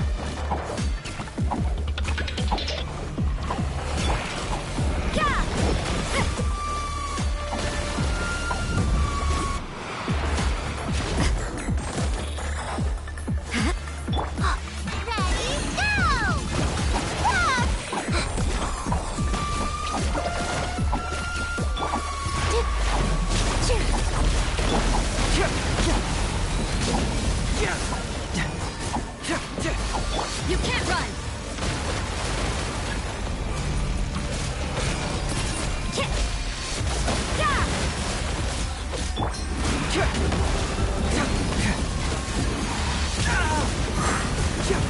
You can't run! Positions.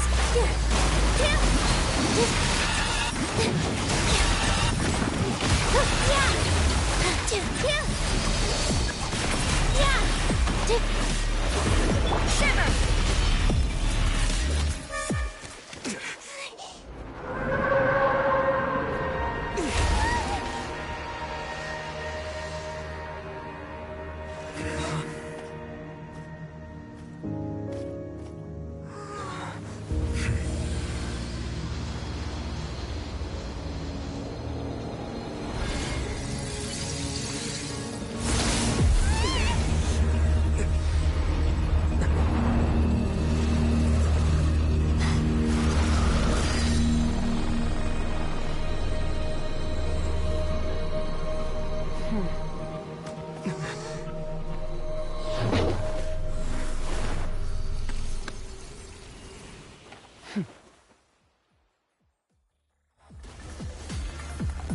Thanks for helping with the cleanup. It should have been my job, but... oh well.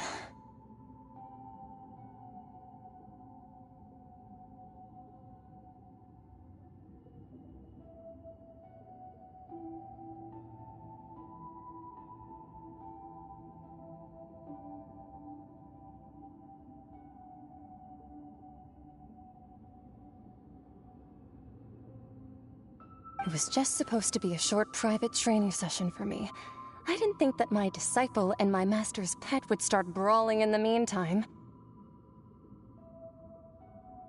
Well, actually, I had a feeling that it would happen at some point, but they bumped into one another earlier than I thought. What a blunder. I suppose I'll have to swing my sword 3 million times as penance.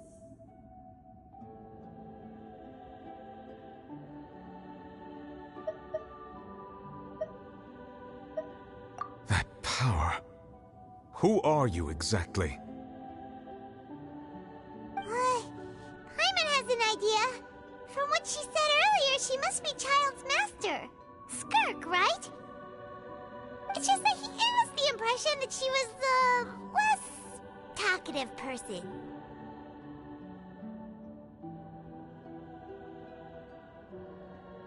I simply did not have anything to say to the weak. But you, on the other hand, managed to defeat the all-devouring narwhal without using power from beyond this world. So you may speak to me as equals.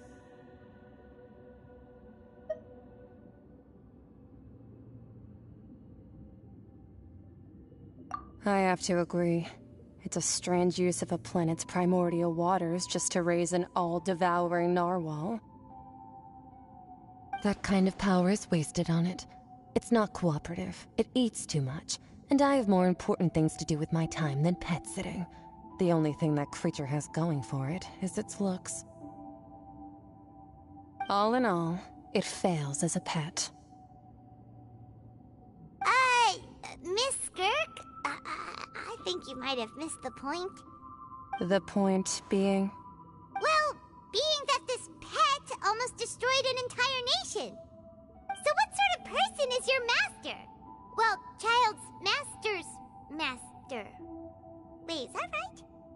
Oh, right. So you don't know him. Sorry, I assumed you did. His name is Sir Taloji. Huh? I am unfamiliar with that name. Huh.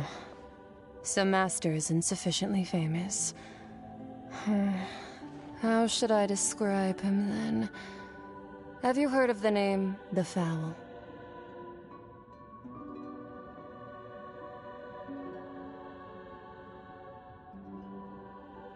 The Fowl? Still nothing? Well, how about the Visionary? Vetterfalnir, then? Or Gold Rhine-daughter?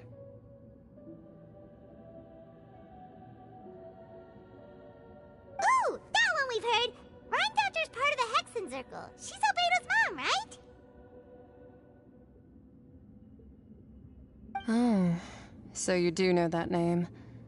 To be honest, I also heard all of those names and titles from my master. I don't actually know them either. But I suppose you understand now, yes? My master is likely a similar sort to Rhine-daughter. They are both pursuing some form of perfection. Wait!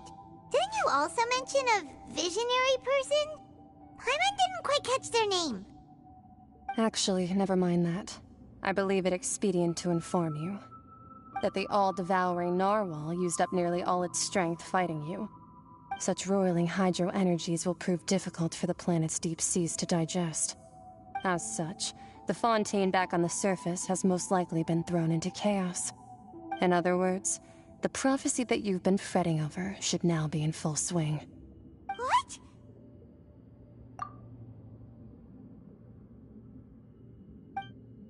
Not to worry. Focalor has already managed to deceive the heavenly principles. In the end, the people will all be dissolved into the waters, and only Furina will remain, weeping on her throne.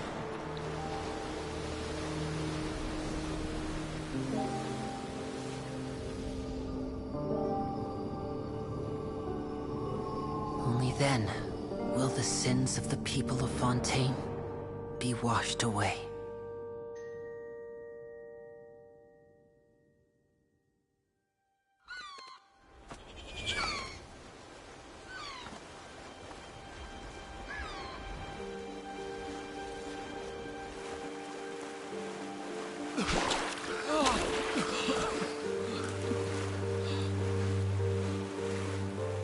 Hey! Help! Over here!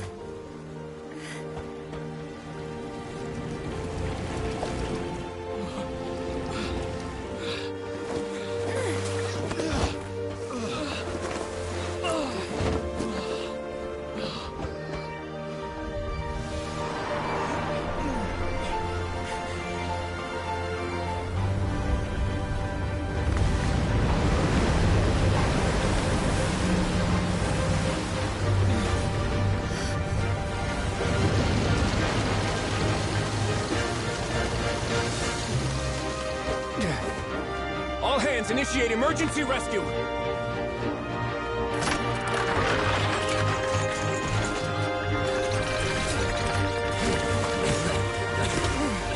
Hurry!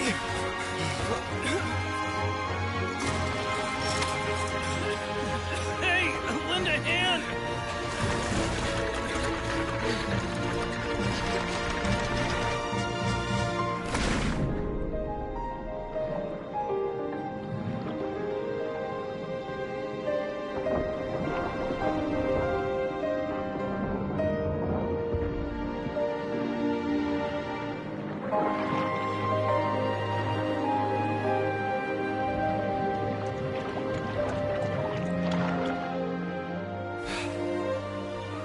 Look! The water's receding!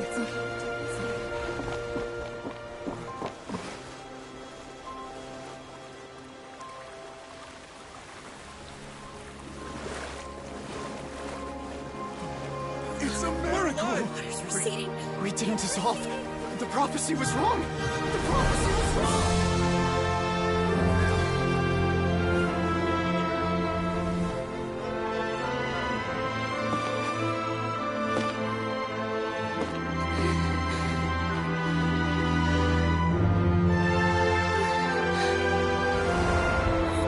Are you alright? We're saved. The prophecy was wrong.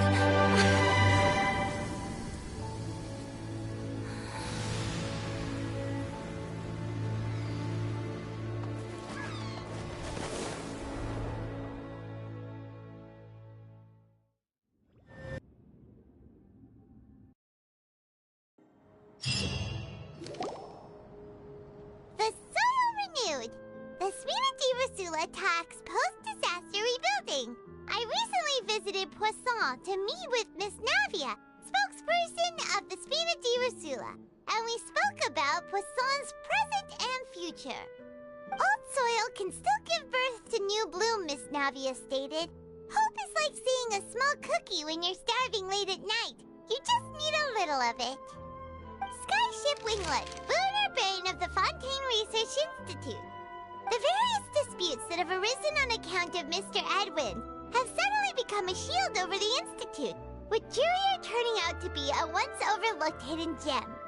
People always call the first researcher mad, but few know what to call the second.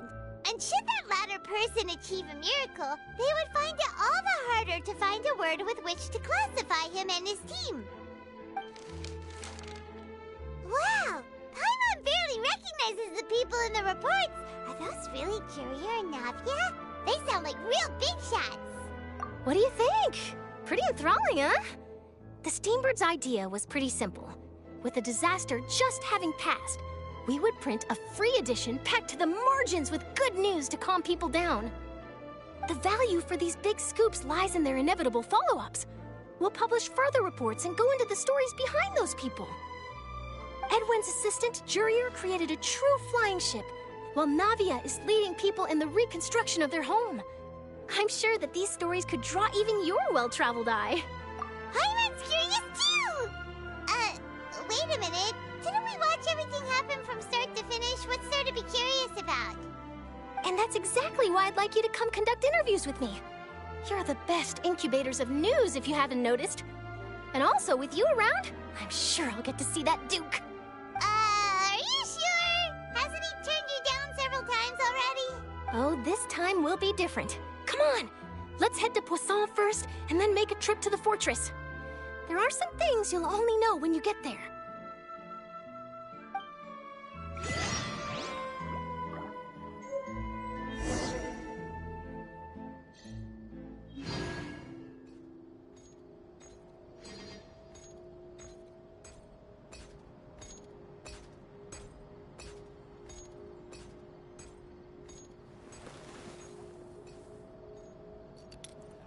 It's not about the money. It's about the principle. Fine, if you can't afford it, then just give me the Do we have anyone doing maintenance on this, statue?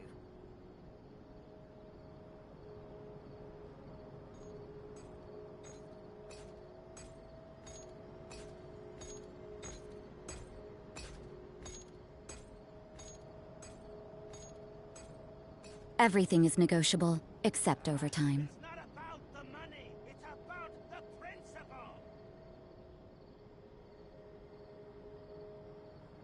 Fine, if you can't afford it, then just give me the photo back. Do we have anyone doing maintenance on this, statue?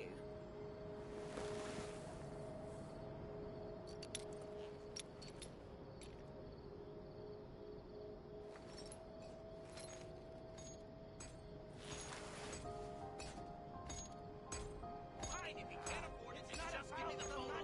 It's about the principle. Do we have anyone doing maintenance on this?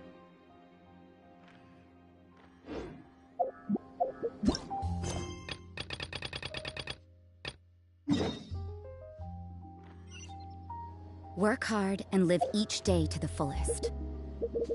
That is what life... Once, there was a...